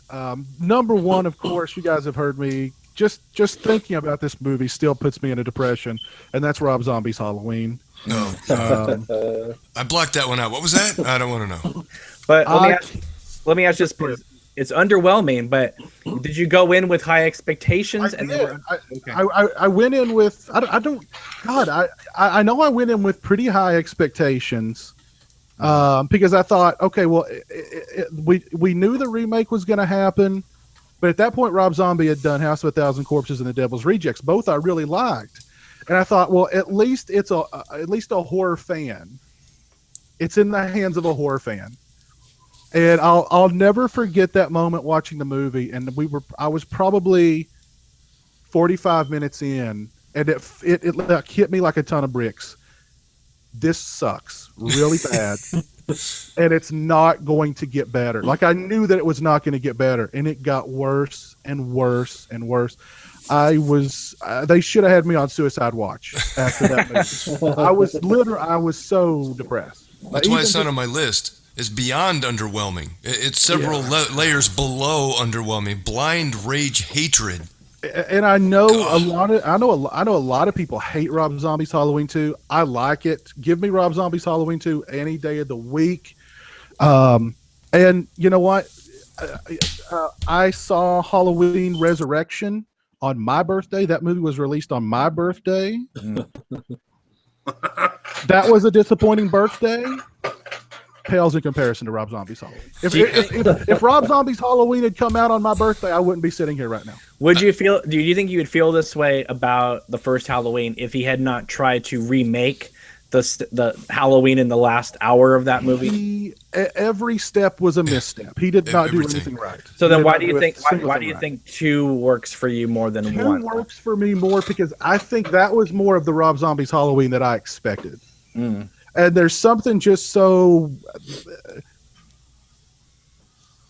Rob Zombie's Halloween is Rob Zombie's interpretation through a haze of bong and crystal meth smoke and God knows what else.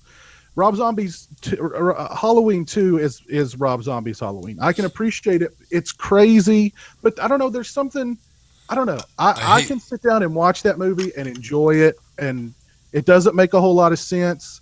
But that's the Rob Zombie's Halloween that I was expecting. Maybe because the second one was filmed 16 millimeter and the first one's 35 mil, so it's like it's almost too clean to be a Rob Zombie movie. You know, the first movie, the second movie, both of them equally.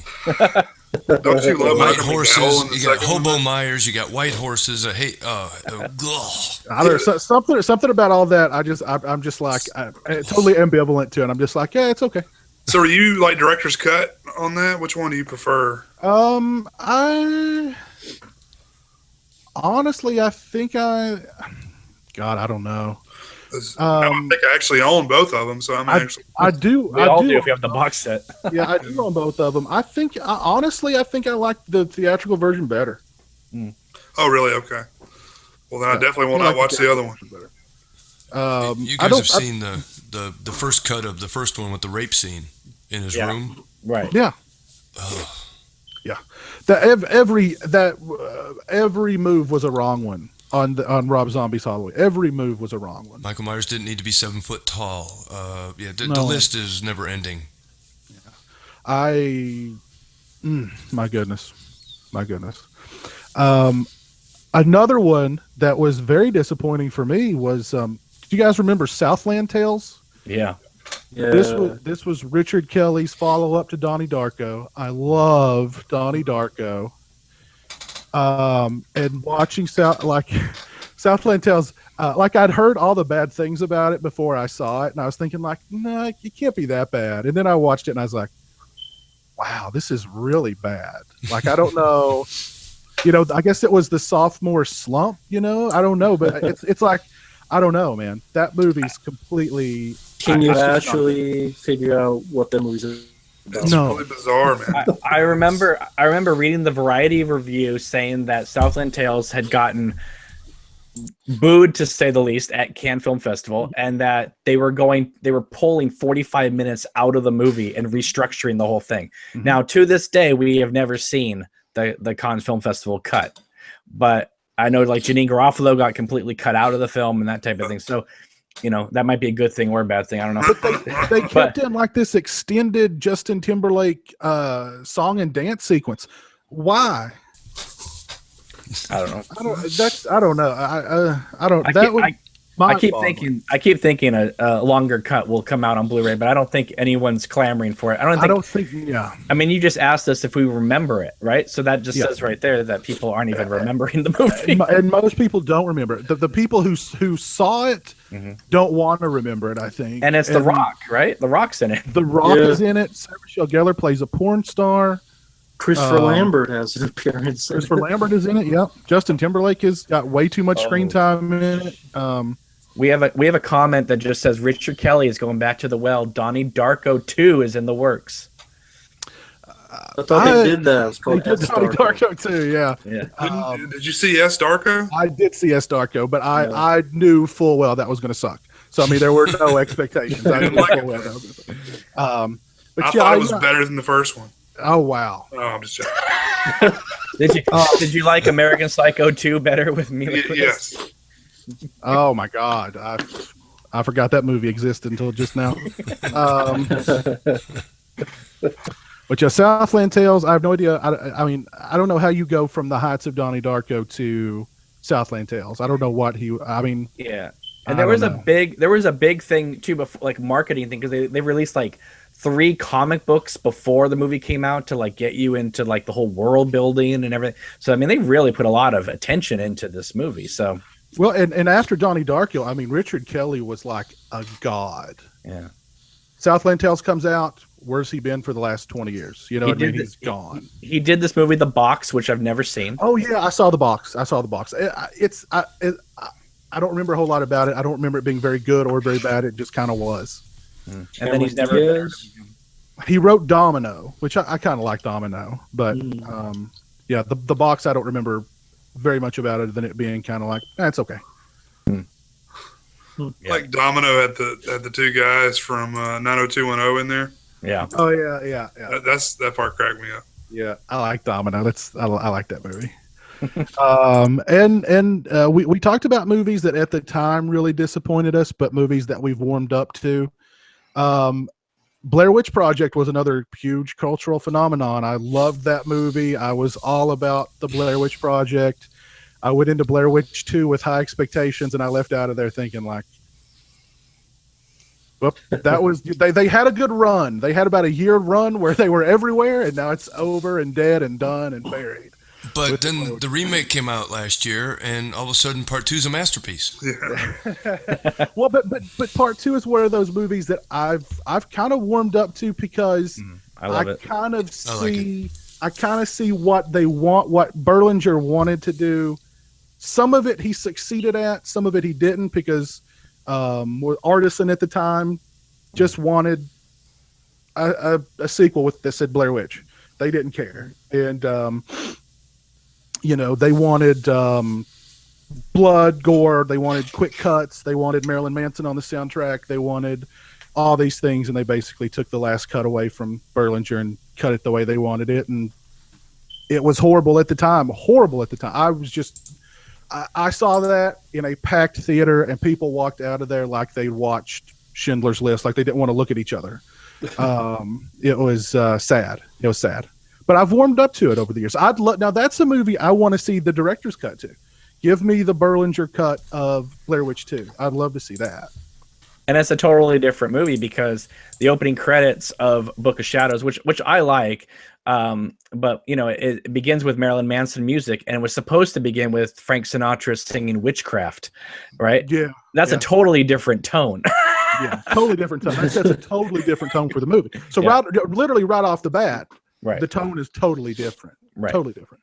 Mm-hmm. So I don't know. I think even his director's cut wouldn't be perfect because I think the characters weren't very interesting beyond Jeffrey Donovan. But it's got to be better than what we got for the last year's movie. Well, good God, I've already forgotten. Wait, you've forgotten the movie that was heralded as being the game changer of horror cinema? I did. I guess I guess it just went over my head. I'm just not that smart, I guess. I didn't forget it, unfortunately. I didn't watch it because all you guys said it was shit, so I didn't watch it. I've forgotten 99% of it, thank God. I remember 100% of Rob Zombie's Halloween. I can't forget any of that, but I can forget 99% of Blair Witch, thank God. Well, let me ask you this, though, Piz. Have you forgiven Rob Zombie for Halloween, or will you hold that against him? No, I'll probably hold that against him forever. Never forgive him. I can't. I heard some Rob Zombie music on the radio, and I was like, yeah, this is a catchy song. Next channel. Yep. Like, I can't even listen to his music now because I just think, like... I still like his music. I tried to give him another chance. I watched Lords of Salem. Oh, I hated that. And yeah, that was it for me. I'm like, okay, no more. Yeah, hated that. I hated what did you think 31. Of the 31? Yeah, you didn't. I haven't even bothered with that one. Yeah, I thought 31 was definitely par for the course. I mean, in the right direction for the kind of stuff he needs to do.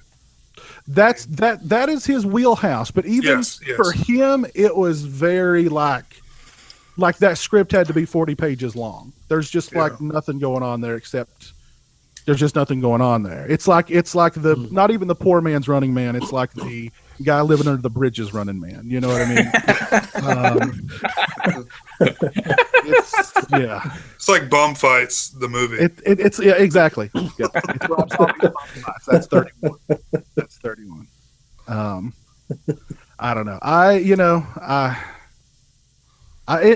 really liked House of a Thousand Corpses. I really liked Devil's Rejects. I dug his music at the time. I thought he was a really talented guy, a good artist. I mean, that's the word I used, was an artist. And the Halloween thing just totally changed all that for me. You had faith that he was going to produce a good movie, right? Right. Me too. And that did not happen. Well, see, I got nervous about Halloween when Ain't It Cool News did their script review, when they got a hold of an early script, and in the when Michael Myers is the kid, he's in the hospital. Apparently, he was going to be making all these different masks, and so like if he had to take a shit, he had to like wear his "I have to take a shit" mask, and like this whole subplot got cut out, and they were writing, going, "What the hell is going on with this movie? What is Rob Zombie thinking?" So right away, I saw a review of his. He wrote a screenplay for the Crow sequel. The first Crow sequel, not City of Angels. It would have been Rob Zombie's The Crow.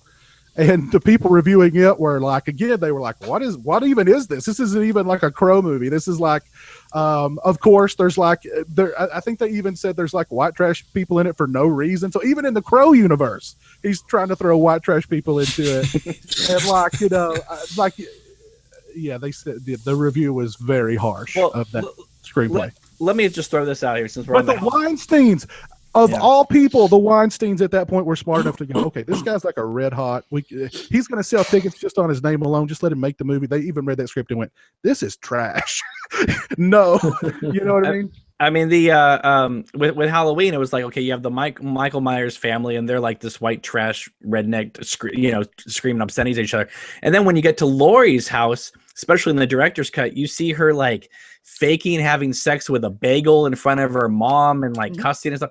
And I he should have like contrasted, the Myers house to like this like white girl suburbia house, to make it different. But all the characters come from the same, cloth. Yeah, they're cut from the same urine-soaked cloth. Yeah, yeah. They all sound like him. Yeah, yep. I mean, and this is a guy who. The only time this guy even touches the South is when he's on tour and he just goes to the arenas. That's it. This is a guy, he grew up in like the Northeast. What does he know about being a redneck white trash person? You know what I mean? He likes Tobe Hooper movies. That's it. Well, like I think maybe Rob Zombie would have made a better Texas Chainsaw Massacre remake than a Halloween remake. Yeah, he would have. Yeah. I hope he never does. Oh yeah, no, no. Well, we still haven't got an announcement for the last Leatherface movie, right? I mean, it's still no man's land. That Leatherface movie is in limbo, where it belongs, where it should stay. Fuck all that. Let's put all that shit to bed. Let's focus on something new. They pulled the release date from that movie. There's not been any news about it since like last year. They're probably hoping that we'll just forget about it and they can just, eat that. That's a tax write-off and let's move on. And I just got and I just got an update saying Dark Tower has been pushed to August now. So there's a good sign. Yeah. There's problems. Great sign. Yeah. So they're it's moving. Testing well. We need to get some more testers in here. I even kind of, there wouldn't be a Rob Zombie without Mike Judge. And as much as I love Mike Judge, it's like I kind of want to hit him. Without Beavis and Butthead, there would be nobody would have heard of White Zombie. Nobody would have heard of Rob. Is that right? That's where I first saw it. Yeah. Was the chick shaking her ass out by the road? I still remember it on Beavis and Butthead. Beavis and Butthead put Rob Zombie on the map. Well, I had forgotten about it. I had that White Zombie, Le Sexorcisto Double Music Volume 1 or whatever. Yeah. I had that tape. And I forgot about it because it was like mediocre. I listened to it a couple times. I had my ear out for underground music, and I thought it was okay. And then a year later, it blew up on Beavis and Butthead. And everybody's like, "Oh, have you heard this? It's so great." I'm like, "Yeah, I've had the tape for a year. It's not special." Yeah, but and just think, they were going nowhere because that record had been out for a while, and it was going nowhere to the point where Warner Brothers was about to drop them. Wow. Beavis and Butthead played that video. Beavis and Butthead loved it. And they blew up. Yep. I know. I bought the record after I saw that. Yep, I did too. Hey, just be thankful Rob Zombie never got to make his Blob remake. Oh, thank God. Oh, my God. Well, Beavis and Butthead did us a big favor by killing Winger. That was awesome. So, but can I forgive them for Rob Zombie? I don't know. Oh, goodness. Who's going to skull fuck the Blob? That's what I want to know. Yeah. Or who's the Blob going to do that to? Oh, my God. Well, I actually got to see White Zombie in concert. They opened up for Anthrax one time. Oh, wow. How was it? Yeah, Anthrax was great. Anthrax has a new record out, I think. Yeah. Or they just finished one. They're going to be here with Killswitch Engaged in like a month. They're going to be at the House of Blues. That's cool. But I don't know. I kind of want to go see Yngwie. He's going to be here on June 14th. Oh, okay. Yeah, that'd be cool. Well, let's go back around. Mike, were there any on your underwhelming movies on your list that we didn't? Yeah, I had a couple. No, Jay, you and Cole talked about this one on your separate show. AI, artificial intelligence. That it was a a Kubrick movie, and then Spielberg took it over to finish it. I was kind of expecting, those are two giants, in my opinion, of filmmaking. And it's like, holy shit, Spielberg's going to take this over. It's going to be amazing. And no, it wasn't. It was horrible. I Am Legend. I didn't like it. I've always liked the Omega Man. I've always thought that was a better interpretation of the story. I didn't like the CGI, mindless, hyperactive creatures. I don't know what they. As cheesy as the Charlton Heston version can be, at least the plague victims or whatever they were had a personality and they had a method to their madness, and I enjoyed that aspect of it better. That was another film that had all practical special effects, and then they went over with CGI. But yeah, they just put it right on top of it, right? It looks horrible. Yeah, I'd love to see what it looked like originally. Another one was Iron Man 3. I know 2's kind of weak, but the first one was great. 2 is a little weak, but 3, in my opinion, was horrible. Because you run into some issues of like, if the world is that close to being destroyed, where are the Avengers?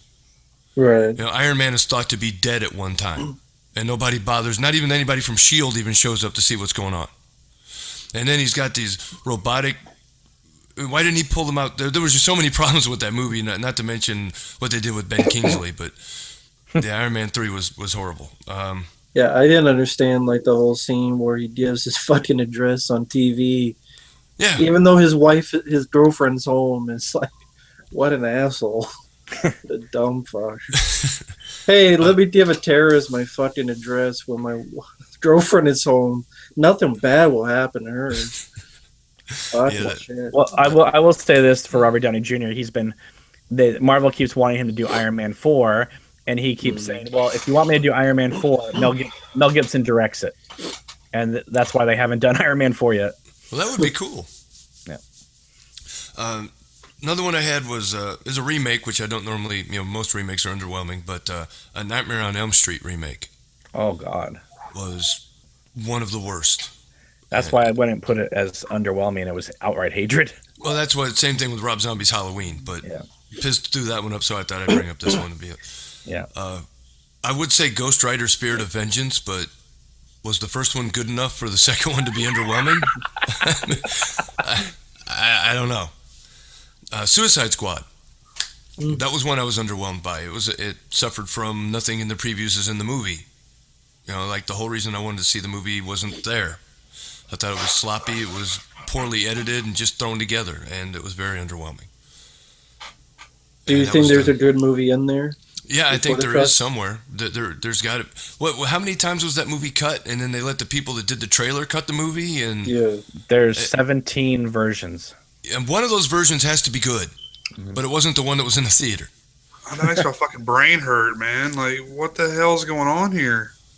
And the same thing Why happened. can't they make a movie and see how it does? Like, they're too steered and they're too gun ho about wanting. I don't know. Because they want to make money. They're steered right now. Continue the series, and it's not about putting out good product. It's about advancing the paycheck. And the worst part about Suicide Squad was they made a dark movie. Then they got criticized for Batman v Superman. So they went, well, people are responding to this Bohemian Rhapsody trailer. So they gave the whole movie to the trailer company to make a music video trailer. And because that movie made $800 million, Warner Brothers says, we were right. This is what the crowd wants. So that's where we're going. Wonderful. So that movie would have made $800 million regardless of what version came out. Yeah, they put out the wrong one. Did Suicide Squad make money, make a decent profit? $800 million. Yeah. How much did it cost to make, though? Probably about $3. Okay, that's not bad. No, unfortunately. Well, they're doing. I'm not going to see that shit in the with, theater. They're doing part 2 with Mel Gibson at the helm.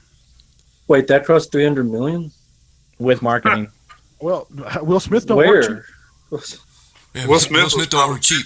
They had like cheap ass sets that was supposed to be a city, and these fucking putties from Power Rangers as the villains. How the fuck did it cost that much money? Don't forget the witch girl. That was doing the arm. I'm sure. Fucking dance and shit. I'm sure Will Smith's going rate was.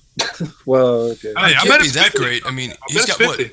He's got 2 Bad Boys movies coming out, 4 and Bad Boys for Life or something. So They canceled it. So they canceled that too. Yep. The director left. That's Joe hilarious. Carnahan. So maybe his asking Fuck price that will be guy. going down. Fuck that guy. He goes, Men in Black, we go after Earth. After Earth. Welcome to Earth. What about you, Stinger? Were there any on your list of underwhelming movies we didn't touch on? Let me bitch about Will Smith a little bit more. Yeah, I got quite a few. We touched on a few of them. I'll just go real quick here. Spawn was one of my big ones. Oh, yeah. I was a big fan of the comic franchise at the time, and The animation one, the one on HBO was awesome. yeah. That should have been the movie.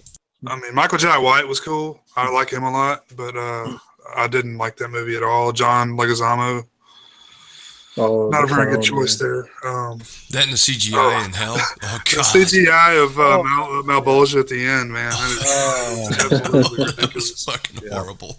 That's So laughable. bad. Yeah. I've seen better things on toilet paper after I wipe my ass. League of Extraordinary Gentlemen.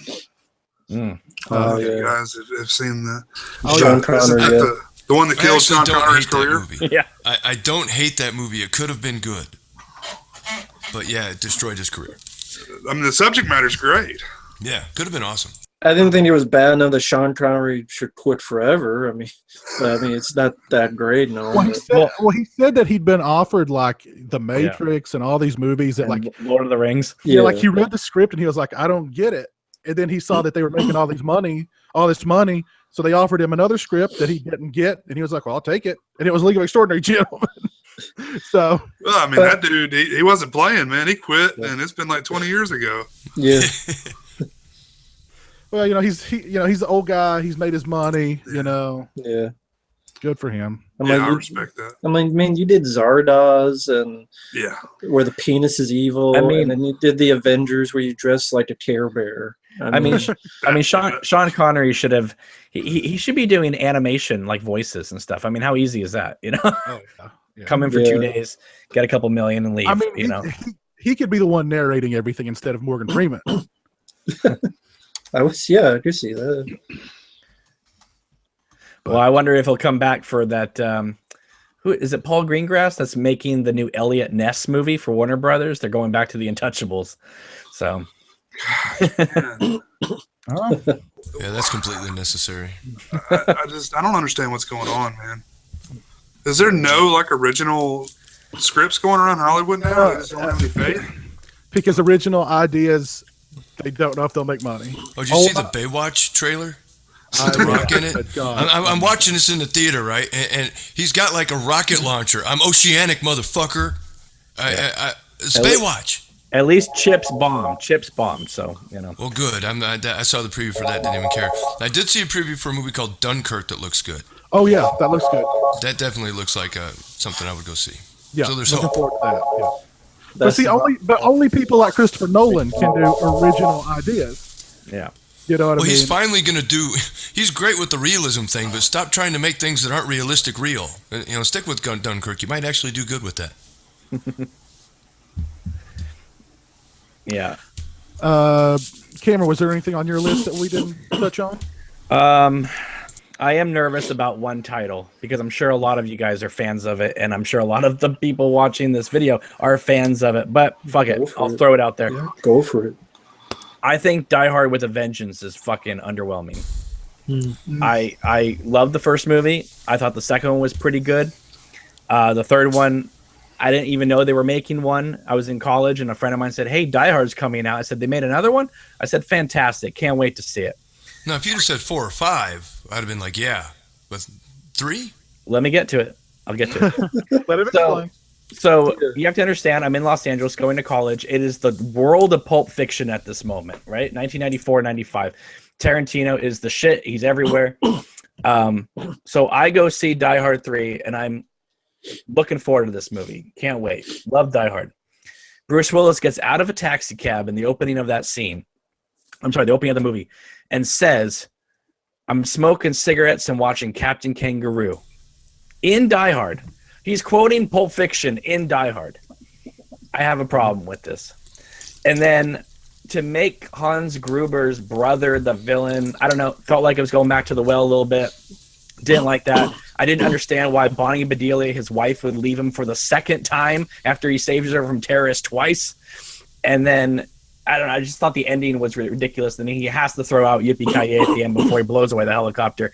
And the fact that John McTiernan came back to do it, he did the first movie, I was just really just let down. I don't think it's a bad movie, but we're talking underwhelming. And I was expecting Die Hard with a Vengeance, him and Samuel Jackson.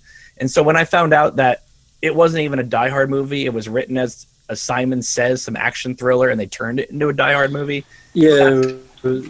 Yeah, that's what kind of bummed me. Rapid That's what Fire kind of bummed me out. Yeah. Did they do that with the first movie? No, it was created to be Die Hard. I think it's underrated versus underwhelming, but Well, like I said, criticisms that's are valid. fine. Now, I did have a problem with the wife divorcing him after all this shit. You know, Right. expect him to be an alcoholic. What has he been through? But he's back in New York. They're divorced or whatever. Yeah, that was kind of weak. I enjoyed the actor who played Simon. Jeremy Irons. Jeremy, Yeah, I thought he did a great job, and I mean- kind of like that. I like the plot. What's the fifth one called? A Good Day to Die Hard. Good Day to Die Hard. Like that. That's a horrible movie. I mean, that's not underrated, underwhelming. That's just bad. And you know, I guess with Die Hard with a Vengeance was that I expected something of the quality of more one because John McTiernan was directing it, and I had. Listen, I haven't gone back and rewatched Die Hard 2 in a long time, so maybe if I did that, I'd be like, eh. But I just remember, you know, I'm young at this time. And I don't know, Die Hard 3. I was really kind of. It just didn't make sense character-wise that John McClane would be dumped twice by his wife. I thought that movie was good enough that 4 was the one that was underwhelming with Kevin Smith in his command center and Justin Long. And that was the one that was underwhelming to me. And the whole PG-13 with the gunshot masking the motherfucker. And I thought the 4th one would have been more of the underwhelming, but. No, I even thought 4 was okay. I mean, I think 5 is the bad one. Yeah, I love all first 4, says, not 5. I love the first 4. But I mean, there's nothing wrong with being underwhelmed by 3 or 4. There are other people who feel that way. I disagree with the points, but there's nothing wrong with that. I will say this about Die Hard with a Vengeance. I've only seen it the one time. So maybe if I go back and watch my Blu-ray set of it, I will like it a lot more. But I just remember we're talking underwhelming. I remember walking out going, I was underwhelmed. So. What about you, Rambo? Any movies on your list that were underwhelming that we didn't touch on?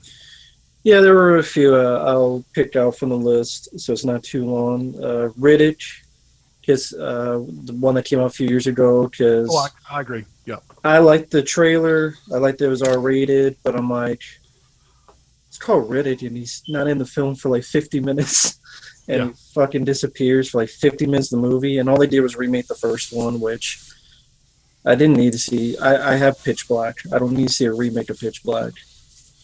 I mean, and again, it's called Riddick. He disappears for 50 minutes of the movie, and if you saw the trailer, you saw the only decent parts of the movie, and Riddick was really underwhelming to me. Yeah, I totally agree.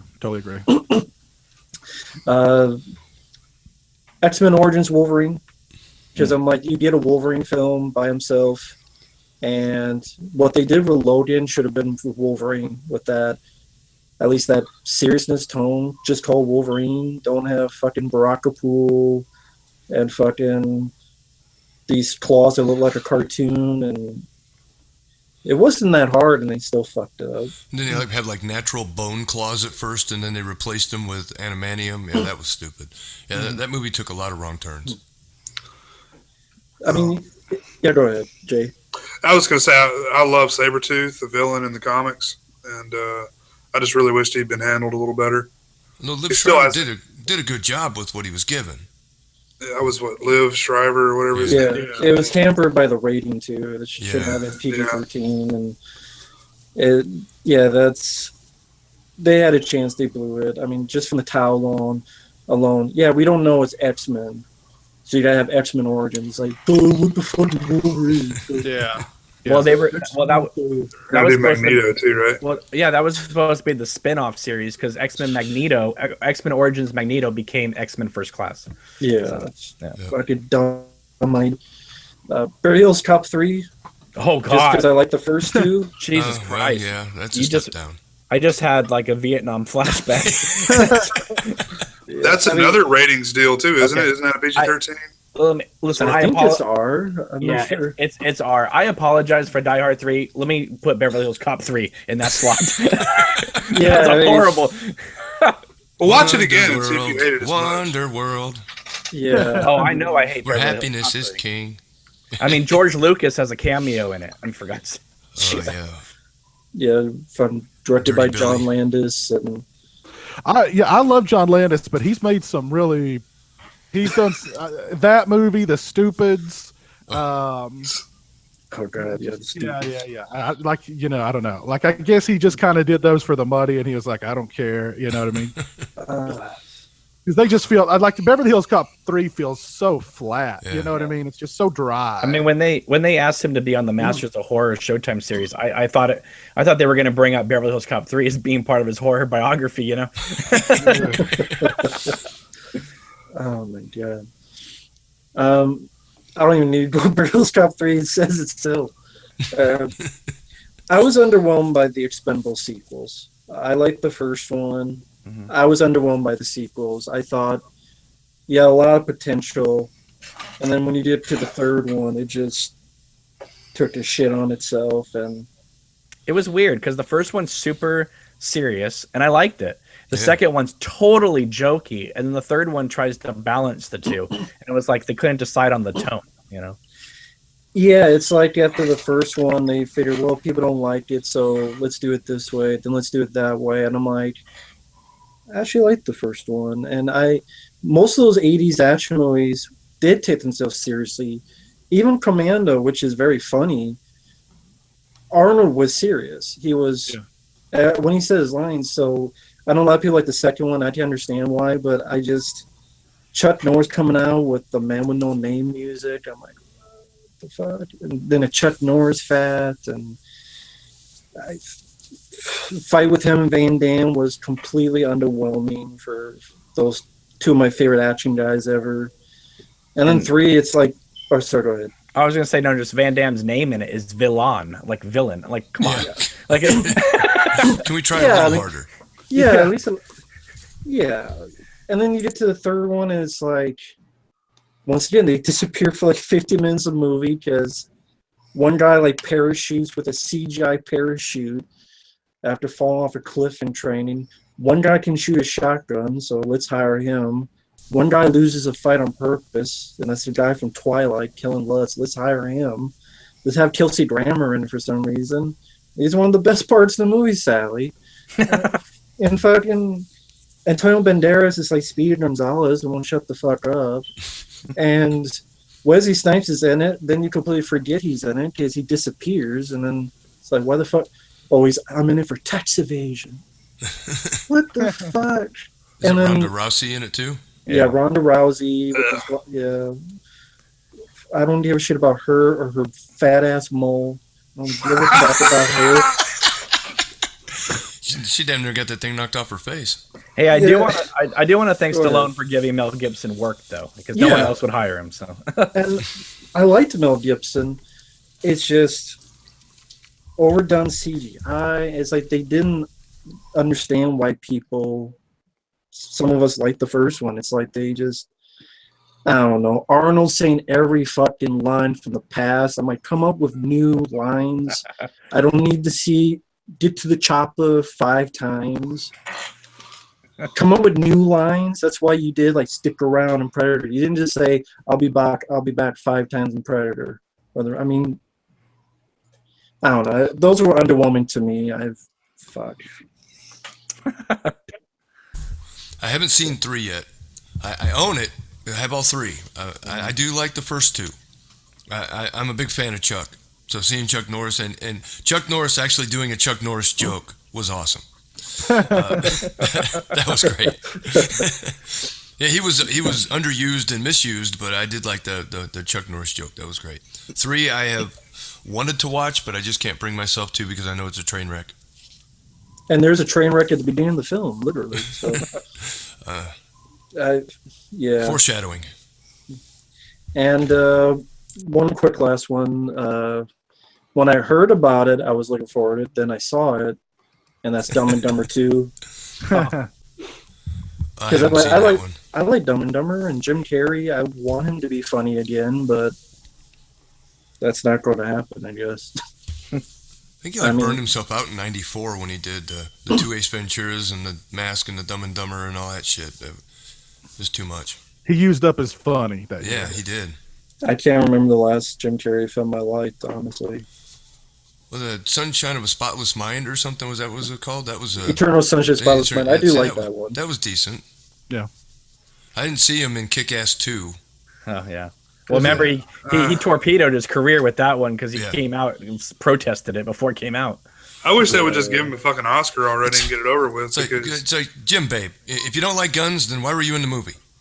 Yeah. I don't get it, but whatever. Yeah. I still hope that he'll make a Tony Clifton movie because I thought him as Tony Clifton and Man on the Moon was one of the funniest things I've ever seen in my life. So he did do a good job in that one. I got to see a sneak preview of that at Universal Studios here in Florida. And I was underwhelmed by that one because I was a fan of Andy Kaufman, a fan of Jim Carrey, and although I thought he did a good job, the film overall was underwhelming to me. But Tony Clifton is freaking hilarious. Well, let's see what's going on out in the live chat. Give some shout outs here. E-Boogie's watching with us tonight. Ed Charlemagne, Movie Man 95. Jeremy McNeil's hanging out with us tonight. So hope you guys are all doing well. We got Orc out there ruffling everybody's feathers, doing his thing. Let's see. DJ Donnelly's with us tonight. As always, DJ, thanks for tuning in. Zombie Fun 100. I guess Lima in there too. Jason Lima, yep, he's in there. Yep. And we got some pretty killer people that watch us all the time. Yeah, Appreciate we do. We got a great audience, definitely. A great audience. So yeah. Mike, any words of wisdom this week? Never trust a fart. There you go. Good one. That's my current word of wisdom for me anyway this week. Lest we remind you guys that Mike is doing the show under constant threat of crapping his pants. I had a couple close calls, but so far so good. Isn't there a saying like love is like a fart? If you have to force it, it's shit. Some wise words there from Cameron tonight too. Yeah.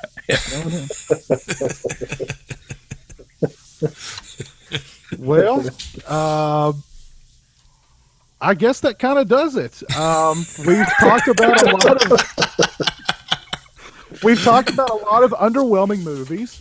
A lot of some underwhelming trailers, and a whole lot of poop. So,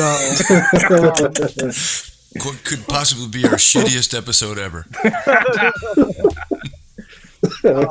So yeah, big thanks to everybody who tuned in tonight. Big thanks to everybody who hung out in the live chat with us again tonight. We appreciate it, and yeah, we will stay tuned to the Sausage Factory Facebook page and the Sausage Factory Twitter for updates. Don't know if we'll be back next week or not. We'll take a week off.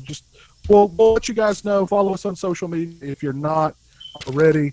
But we're winding down to, I think, really just 2 more episodes left this season, and then we'll have to return to our hyperbaric chambers to rest until after the summer. So, but anyway, thanks again for tuning in. We'll see you guys very soon. Orc just posted a toilet emoji in the chat.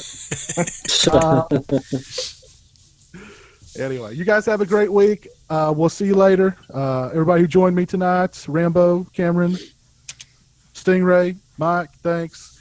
We'll see you guys next week as well. Have a great one. Peace.